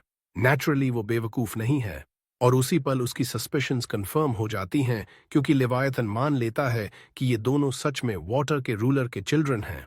ये भी मानता है कि जब ये पैदा हुए थे तो वो खुद इनकी प्रोटेक्शन की जिम्मेदारी संभाल रहा था और कुछ समय तक करता रहा, लेकिन ड्रैगन होने के नाते वो ह्यूमन लैंड्स में हमेशा रहकर प्रोटेक्ट नहीं कर सकता था। बात की खूबसूरत बात यह है कि फेट ने उन्हें फिर से मिला दिया और इसीलिए ये प्रपोज करता है कि वो टकुमी के साथ टेम्पररी पैक्ट बना लें। इस तरह उनके बीच बॉन्ड तो रहेगा, लेकिन मास्टर और सर्वेंट वाला रिलेशनशिप नहीं होगा, बल्कि ऐसा रिलेशनशिप होगा जिससे टकुमी जब जरूरत पड़े तो इसे बुला सके और ये खुद डिसाइड करेगा कि आएगा या नहीं। टकुमी इससे अग्री कर लेता है और अग्रीमेंट सील करने के लिए वो इसे नाम देता है काइसर। ड्रैगन ट्विंस को भी अपने साथ रहने का मौका देता है, लेकिन ट्विंस टकुमी से चिपक जाते हैं और कहते हैं कि उनके लिए वो फादर जैसा है।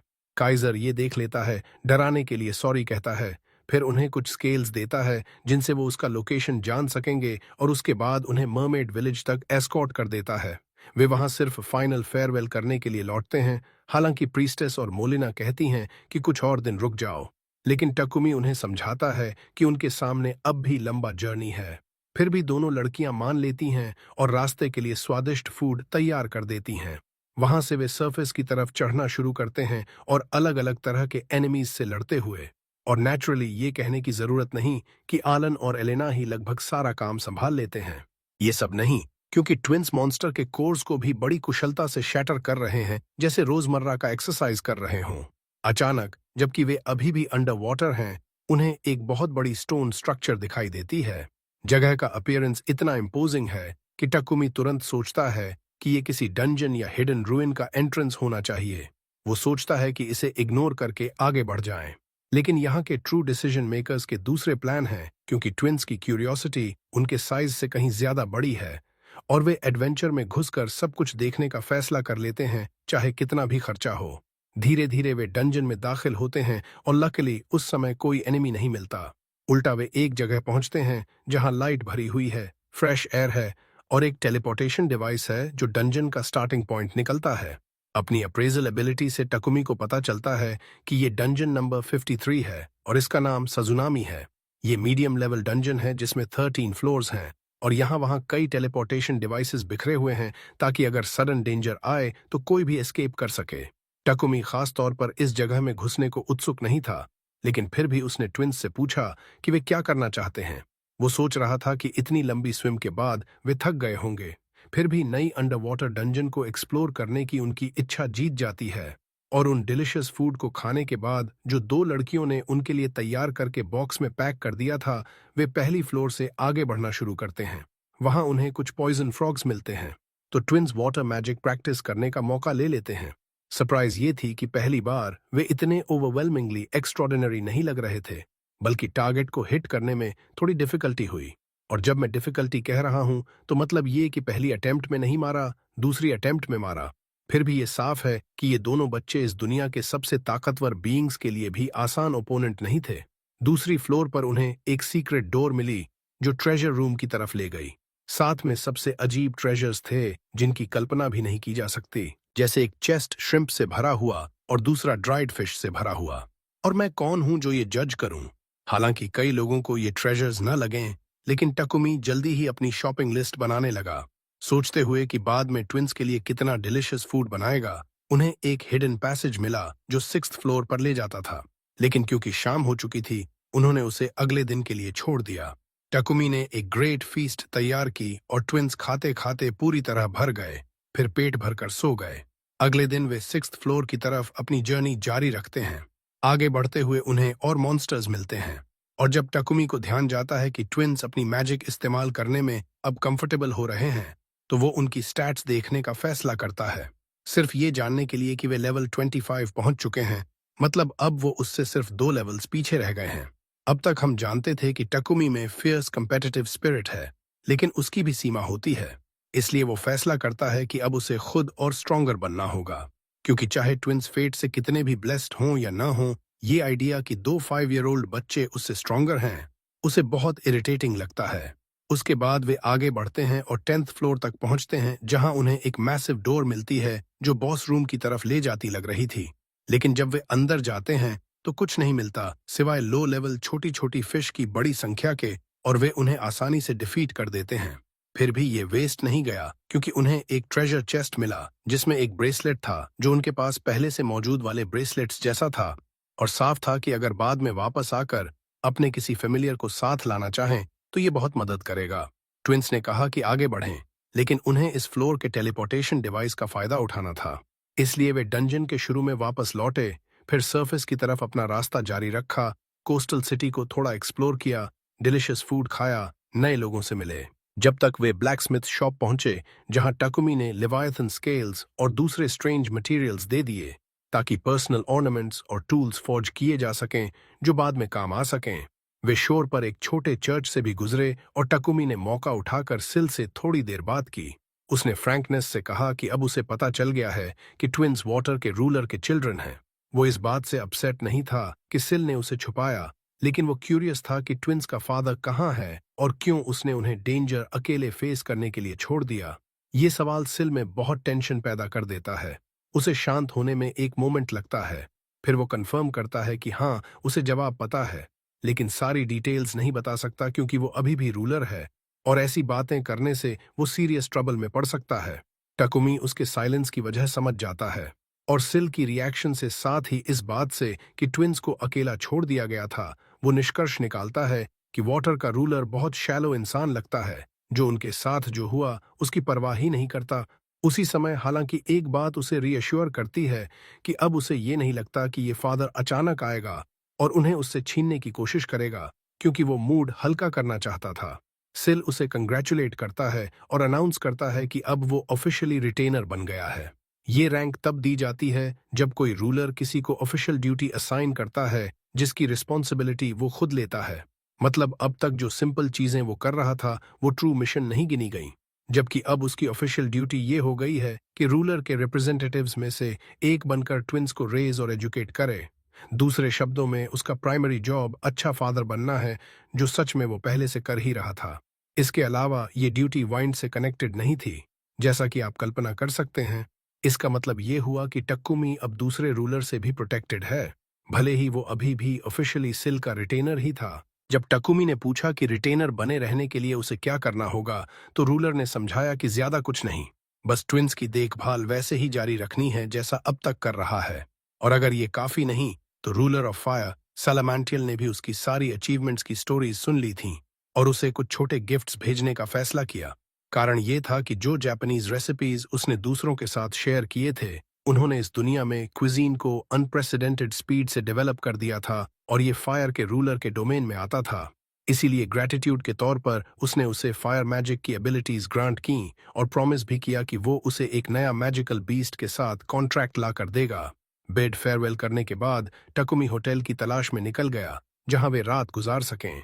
इधर सिल बहुत बिविल्डर्ड था क्योंकि नेचुरली उसे एग्जैक्ट पता था कि आलन और एलेना का ट्रू फादर कहाँ है। वो स्काउंड्रल एटिल्डिया की एक वुमन के साथ रिलेशनशिप में आया, फिर जब वो ट्विंस के साथ प्रेग्नेंट थी तो उसे छोड़कर गायब हो गया और अब पता नहीं वो अपना टाइम कहाँ और किसके साथ बिता रहा है।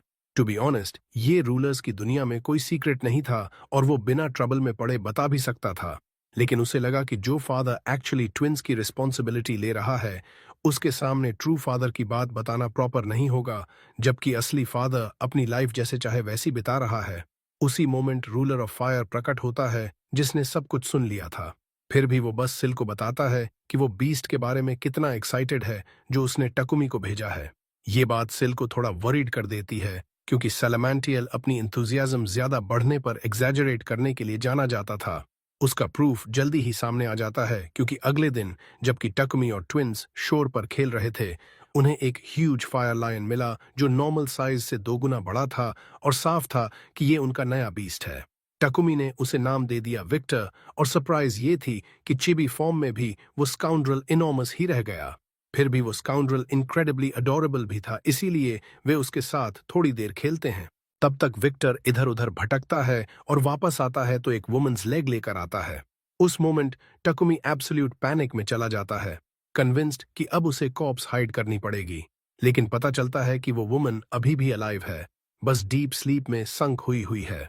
जब वो उसकी स्टैट्स एग्जामिन करता है तो पता चलता है कि उसका नाम विवियानी है और वो इमेंसली पावरफुल वैम्पायर डीमन है, लेवल 54। ट्विंस थोड़े स्टार्टल्ड हो जाते हैं, लेकिन टकुमी उन्हें शांत करता है और खुद कंपोज्ड रहने का फैसला करता है क्योंकि अगर वो सिचुएशन पर कंट्रोल खो देगा तो सब केओस में बदल सकता है। नेचुरली विवियानी पहले अटैक नहीं करती, बल्कि हर मूवमेंट को केयरफुली ऑब्जर्व करती है जैसे उन्हें टेस्ट कर रही हो। टकुमी सिचुएशन एनालाइज करने लगता है। विवियानी का लेवल उनसे बहुत ज्यादा हायर था, लेकिन उनकी strategy, water magic, fire magic और फेमिलियर्स के साथ अभी भी चांस था।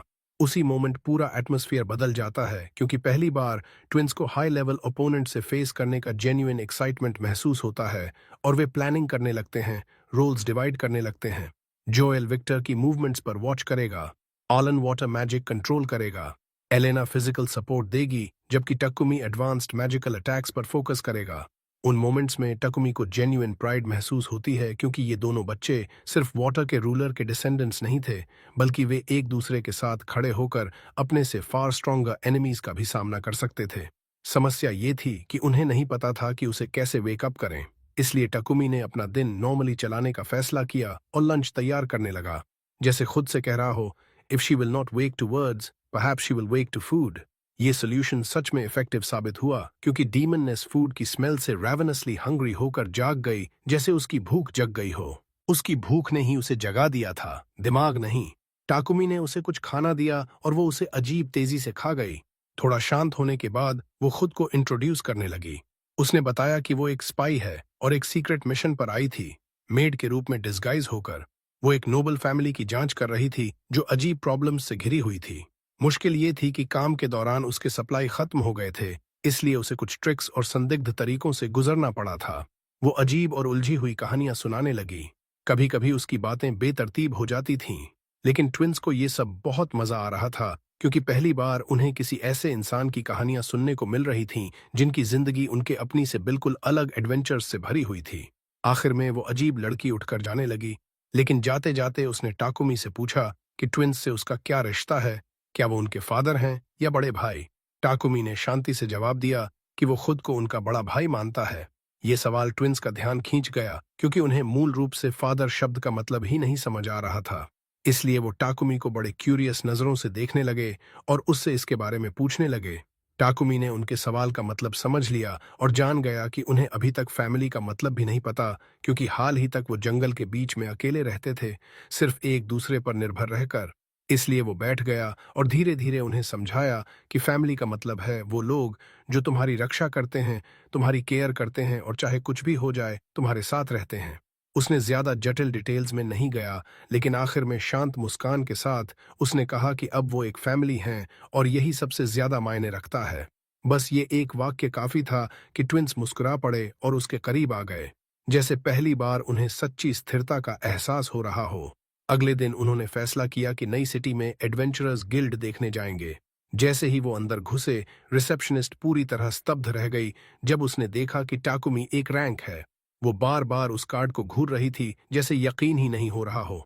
और सबसे महत्वपूर्ण बात, जब उन्होंने साझानामी डंजन की डिस्कवरी के बारे में सुना तो गिल्ड के अंदर का माहौल पूरी तरह उलट पुलट हो गया। रिसेप्शनिस्ट बहुत ज्यादा एक्साइटेड हो गई और वो टाकुमी से हर छोटी छोटी डिटेल पूछती रही।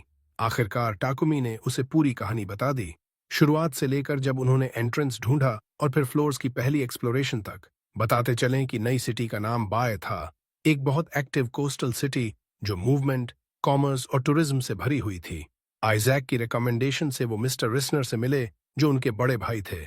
उन्होंने उन्हें गर्मजोशी से वेलकम किया, क्योंकि उन्हें आइजैक से पहले ही उनके बारे में पता चल चुका था। जब टाकुमी ने उन्हें डंजन डिस्कवर करने की बात बताई तो वो इंसान बेहद एक्साइटेड हो गया, क्योंकि उसके इलाके में नया डंजन आने से पूरी सिटी की इकोनॉमी बदल सकती थी। इस दुनिया में डंजन को सच्चा खजाना माना जाता है, क्योंकि वो हर तरफ से एडवेंचरर्स को अपनी तरफ खींचते हैं।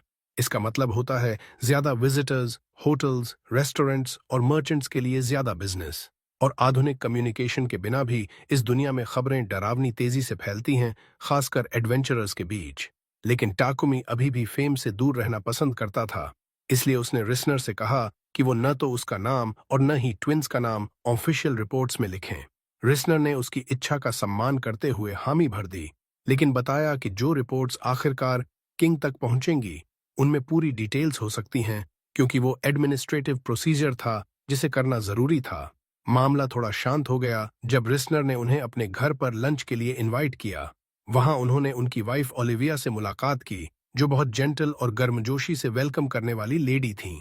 और वहां उन्होंने उनके दो छोटे ट्विन बच्चों से भी मुलाकात की, जो बेहद प्यारे थे और जिनके नाम थियोडोर और लैटिस थे। जैसा उम्मीद थी, टाकुमी के ट्विन्स बहुत खुश हो गए, क्योंकि ये पहली बार था जब उन्हें अपनी उम्र के बच्चों से मिलने और नेचुरल तरीके से इंटरैक्ट करने का मौका मिला। शुरू में हालांकि वो बहुत शर्मीले थे, इतना कि वो टाकुमी के पीछे छिप गए और सावधानी से उनकी तरफ झांक रहे थे। उनका लुक इतना इनोसेंट था कि कोई भी कल्पना नहीं कर सकता था कि इन दो बच्चों के पास ऐसी पावर है जो किसी प्रोफेशनल एडवेंचरर को भी डरा सकती है। टाकुमी ने धीरे से आगे बढ़कर बताया कि ट्विन्स किसी से पहली बार मिलने पर नर्वस हो जाते हैं। थियोडोर और लैटिस ने स्थिति समझी और उन्होंने उनसे धीरे धीरे और बिना किसी प्रेशर के बात करना शुरू कर दिया। धीरे धीरे माहौल गर्म होता गया, खासकर जब सब टेबल पर बैठ गए। वहां टाकुमी ने मौका उठाया और एक स्पेशल डेजर्ट निकाला जो ट्विन्स को बहुत पसंद था। उसकी अपनी original recipe, slime jelly. Dessert रंग बिरंगा, ट्रांसपेरेंट और आकर्षक तरीके से चमक रहा था और उसका टेस्ट हल्का और रिफ्रेशिंग था। जैसे ही रिस्नर के बच्चों ने उसे टेस्ट किया, उनकी आंखें चमक उठीं और उन्होंने तुरंत टाकुमी से पूछा कि उन्होंने इसे कैसे बनाया। खाना और डेजर्ट ने शर्म की दीवार को जल्दी ही तोड़ दिया और जल्द ही चारों बच्चे गार्डन में साथ खेलने लगे। सिंपल गेम्स ट्राई कर रहे थे और जोर जोर से हंस रहे थे। टाकुमी दूर से उन्हें देख रहा था और उसे अजीब सा सुकून महसूस हो रहा था, जैसे वो एक झलक देख रहा हो उस साधारण जिंदगी की जो शायद होती अगर चीजें अलग तरह से हुई होती। खेलते खेलते ट्विन्स धीरे धीरे अपना दिल खोलने लगे और पहली बार अपनी उम्र के बच्चों से इंटरैक्ट करने की कोशिश कर रहे थे। और इससे उन्हें सिंपल लेकिन बहुत जरूरी चीजें सीखने को मिली, जैसे शेयरिंग, कोऑपरेटिंग और बिना डर या सावधानी के हंसना। टाकुमी उस सीन को देखकर चुपचाप मुस्कुरा रहा था। उसे लग रहा था कि जितनी थकान और खतरे वो झेल चुका था, वो इस पल के लिए काबिल थे। ट्विन्स को नॉर्मल लाइफ जीते देखना, भले ही सिर्फ थोड़ी देर के लिए। ये बात नोबलमैन को बहुत हैरान कर गई, क्योंकि हालांकि स्लाइम मटेरियल पॉइजनस नहीं था, लेकिन इस दुनिया में किसी ने कभी इसे कैंडी बनाने के बारे में नहीं सोचा था। रिस्नर ने इसे स्किल्ड मर्चेंट की नजर से देखा। आइडिया तुरंत समझ लिया और फैसला कर लिया कि वो रेसिपी को बहुत रिस्पेक्टेबल अमाउंट में खरीद लेंगे। न सिर्फ वो, बल्कि उन्होंने सर्वेंट्स को एक डेडिकेटेड जगह तैयार करने का ऑर्डर भी दे दिया और सीरियसली स्लाइम फार्म प्रोजेक्ट के बारे में सोचने लगे। कुछ ऐसा जैसे पोल्ट्री फार्म, लेकिन अंडों की जगह जेली। सच कहें तो वो इंसान ऐसा लग रहा था कि अगर चाहे तो पूरा मार्केट अपने कब्जे में ले सकता है, लेकिन वो चीजें शांति से आगे बढ़ाना पसंद करता था। खैर, रिस्नर ने उन्हें अपने मैनर में एक रूम ऑफर किया पूरे स्टे के दौरान और टाकुमी से परमिशन भी मांगी कि उसके अपने बच्चे ट्विंस के साथ खेल सकें। नेचुरली टाकुमी ने बिना हिचकिचाहट के हामी भर दी। आने वाले दिन बहुत खूबसूरत थे, खेल, हंसी और 4 बच्चों की देखभाल से भरे हुए। वे साथ में सिटी घूमते, शॉप्स में जाते, नई फूड्स टेस्ट करते और ओपन स्क्वायर्स में खेलते। दूर से कोई भी उन्हें देखकर कभी कल्पना नहीं कर सकता था कि ये बच्चे प्रोफेशनल एडवेंचरर्स से भी ज्यादा स्ट्रांग हो सकते हैं। लेकिन वो शांतिपूर्ण माहौल थोड़ा बदल गया जब रिस्नर ने उन्हें सिटी के सबसे महत्वपूर्ण मर्चेंट्स में से एक से इंट्रोड्यूस करने का फैसला किया। जैसे ही टाकुमी ने उसे देखा, उसने उसके कपड़ों पर एक फेमिलियर एम्ब्लम नोटिस किया। शुरू में उसने ज्यादा ध्यान नहीं दिया, लेकिन कुछ पलों बाद उसे याद आया कि ये वही सिंबल था जो उस शिप पर देखा था जो मरमेड विलेज के पास डूब गया था। इसलिए टाकुमी ने सावधानी से उससे इसके बारे में पूछा, बिना मरमेड्स का जिक्र किए। मर्चेंट ने कंफर्म किया कि हाँ, उसकी एक शिप समुद्र में हाल ही में डूब गई थी।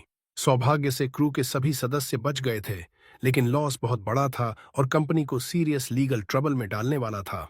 टाकुमी, जो हमेशा खुद पर अटेंशन खींचने से बचता था, खुद को फिर से एक ऑकवर्ड स्थिति में पाया। थोड़ी हिचकिचाहट और शर्मिंदगी के बाद उसने चुपचाप मर्चेंट को बताया कि वो ही था जिसने शिप को वापस लाया था। वो इंसान वहीं फ्रीज हो गया क्योंकि शिप बहुत दूर तट से डूबा था, ऐसी जगह जहां आसानी से कोई नहीं पहुंच सकता था। फिर भी टाकुमी ने इसे ऐसे बताया जैसे कोई बहुत साधारण बात हो। बिना ज्यादा प्रिम्बल के टाकुमी ने उसे बताया कि वो शिप को सब कुछ समेत वापस कर सकता है और उसे नहीं पता कि कार्गो अभी भी यूजेबल है या नहीं। तो मर्चेंट को खुद फैसला करना होगा कि वो अच्छी कंडीशन में है या नहीं। उस पॉइंट पर मर्चेंट की आंखें लगभग डरावने तरीके से चमक उठीं, इतना कि रिस्नर ने खुद हैरानी से पूछ लिया, इस सब के बदले में तुम क्या मांगोगे? टाकुमी घबरा गया क्योंकि उसने कभी कुछ मांगने का इरादा ही नहीं रखा था। लेकिन नोबल्स और मर्चेंट्स की दुनिया में लोग अलग सोचते थे और ऐसा लगता नहीं था कि कोई इतनी बड़ी चीज बिना कंपेंसेशन के दे दे। फिर भी टाकुमी ने शिप बिना कुछ मांगे वापस कर दी। मर्चेंट ने उसे गर्मजोशी से थैंक किया और बताया कि शिप के अंदर एक बेहद रेयर फेयरी जेम था जिसे वो पूरी तरह रिकवर करने की उम्मीद छोड़ चुका था। लेकिन शिप के वापस आने से वो अपने सारे लॉसेस रिकवर कर पाया।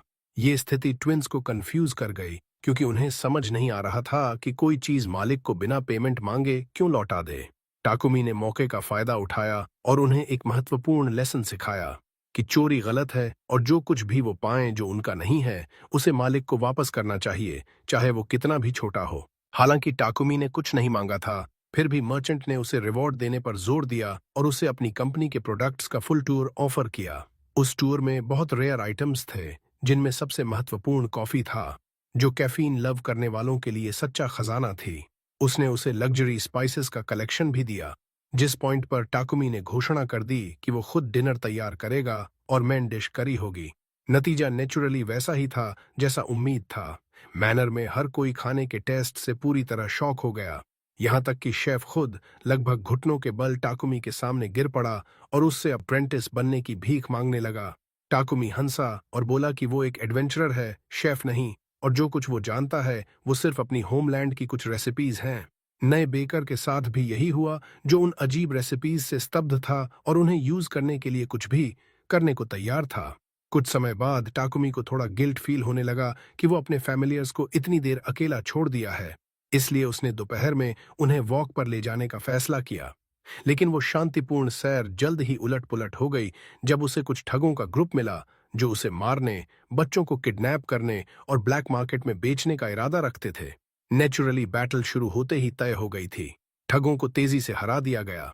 टाकुमी वहां नहीं रुका, बल्कि उनकी हाइडआउट तक ट्रैक किया, बाकी गैंग को भी मिटा दिया, किडनैप की गई महिलाओं को फ्री किया और वो सारा पैसा ले लिया जो वो छिपा कर रखे थे। उसके बाद उन्होंने ब्लैकस्मिथ से ऑर्डर किए गए पेंडेंट्स और इक्विपमेंट कलेक्ट किए, क्योंकि उन्हें डंजन के बाकी हिस्से एक्सप्लोर करने के लिए जरूरत थी। ये काम पूरा होने के बाद और मरमेड्स से अपने फैमिलियर्स के लिए नए ब्रेसलेट्स रिक्वेस्ट करने के बाद वो उस जगह वापस लौटे जहां से ज्यादा फ्लोर्स ओपन करना शुरू किया। नेचुरली इससे नए और लगातार बैटल्स में खींच लिया गया और सवाल ये था कि क्या वो हार सकते हैं। ऐसा कुछ नहीं, उल्टा वो पूरी आसानी से आगे बढ़े और जब ट्रैप में फंसे भी तो सिर्फ मामूली मुश्किल से निकल आए, जैसे फेट खुद उनका साथ दे रही हो। जब आखिरकार वो बॉस चैम्बर पहुंचे तो पता चला कि बॉस कोई और नहीं बल्कि एक छोटा क्राकेन था, और अगर ये छोटा था तो बड़ा वाला कैसा होगा। खैर, उन्हें उस मॉन्स्टर का सामना करना पड़ा जिसकी टेंटिकल्स लगभग हर अटैक के बाद रिजेनरेट हो जाती थीं, जिससे लगता था कि ये दुश्मन कभी हार नहीं सकता। लेकिन पता चला कि इसकी एक वीकनेस थी, इसे overwhelming number of consecutive attacks से अटैक करना पड़ता था ताकि उसे लिम्ब्स रिजेनरेट करने का चांस ही न मिले। और ठीक यही उन्होंने किया। टीम के हर मेंबर ने अपनी पूरी स्ट्रेंथ फाइनल असॉल्ट में झोंक दी और उन्होंने अपने अलग अलग एलिमेंट्स को भी साथ में कंबाइन किया। इस तरह उन्होंने बॉस को डिफीट कर दिया और ट्रेजर क्लेम किया, जो एक बहुत पावरफुल स्वॉर्ड था जो फायर मैजिक से चार्ज्ड था। कुछ समय बाद जब वो रिस्नर मैनर वापस लौटे तो एलन और एलेना अपने नए दोस्तों को अपनी लेटेस्ट एडवेंचर की हर डिटेल बता रहे थे। अजीब बात यह कि वहां उन्हें रॉबिन और आइजैक मिल गए। दोनों उन्हें कैपिटल ले जाने आए थे ताकि किंग से मुलाकात हो सके। हाँ, अपनी अननोटिस्ड रहने की सारी कोशिशों के बावजूद टाकुमी अब भी स्टोरी का हीरो था और उसने अपने अचीवमेंट्स की वजह से अपना नाम पैलेस के हॉल्स तक पहुंचा दिया था। शुरू में उसे किंग ऑफ गार्डिया से मिलने का आइडिया ज्यादा पसंद नहीं आया, क्योंकि उसे पता था कि इतनी पावर वाले किसी से डील करना अतिरिक्त ट्रबल ला सकता है, लेकिन साथ ही वो इनकार भी नहीं कर सकता था। ट्विंस से कंफर्म करने के बाद कि उन्हें कोई प्रॉब्लम नहीं है, वो मान गया। इसलिए एलन और एलेना ने बले में अपने आखिरी दिन नए दोस्तों के साथ एंजॉय किए। उसी समय टाकुमी ने रॉबिन, आइजैक और रिस्नर के साथ बातचीत के दौरान एक बहुत इमोशनल मोमेंट गुजारा, जब उन्होंने उसे बताया कि हालांकि ब्लड से रिलेटेड नहीं है, लेकिन ट्विंस के साथ उसने जो फैमिली बनाई है वो उन्होंने कभी देखी सबसे खूबसूरत फैमिलीज में से एक है। धीरे धीरे टाकुमी पिछले महीनों में एलन और एलेना के साथ जो कुछ भी गुजरा था वो सब याद करने लगा और उसकी आंखों से आंसू बहने लगे जब उसे एहसास हुआ कि जैसे उसने उनकी रक्षा की और शायद उन्हें एक डरावने फेट से बचाया, वैसे ही उन्होंने भी उसकी जिंदगी पूरी तरह बदल दी है। अगले दिन आखिरकार कैपिटल जाने का समय आ गया। हालांकि ट्विंस ने शुरू में जोर दिया कि वो पीछे रह जाएं ताकि नए दोस्तों से अलग न होना पड़े, लेकिन उन्हें समझ आ गया कि अल्टरनेटिव का मतलब टाकुमी से अलग होना होगा और वो कभी नहीं होने देंगे। इसलिए उनकी कैपिटल की यात्रा शुरू हो गई, जहां नई चुनौतियां उनका इंतजार कर रही थीं और उनसे भी बड़ी चीजें। यह कहानी के एडवेंचर्स का अंत है। हम उम्मीद करते हैं कि आपको यह पसंद आई और आपने इसे एडमायर किया। अगर आप सेकंड सीजन चाहते हो तो कमेंट्स में जरूर बताना और जाने से पहले लाइक बटन दबाना न भूलना, हमें सपोर्ट करने के लिए। सब्सक्राइब कर लो ताकि चैनल पर आने वाले और एपिसोड्स फॉलो कर सको। नोटिफिकेशन बेल एक्टिवेट कर दो जिससे हर नई एनिमे रिलीज की नोटिफिकेशन आपको मिल जाए।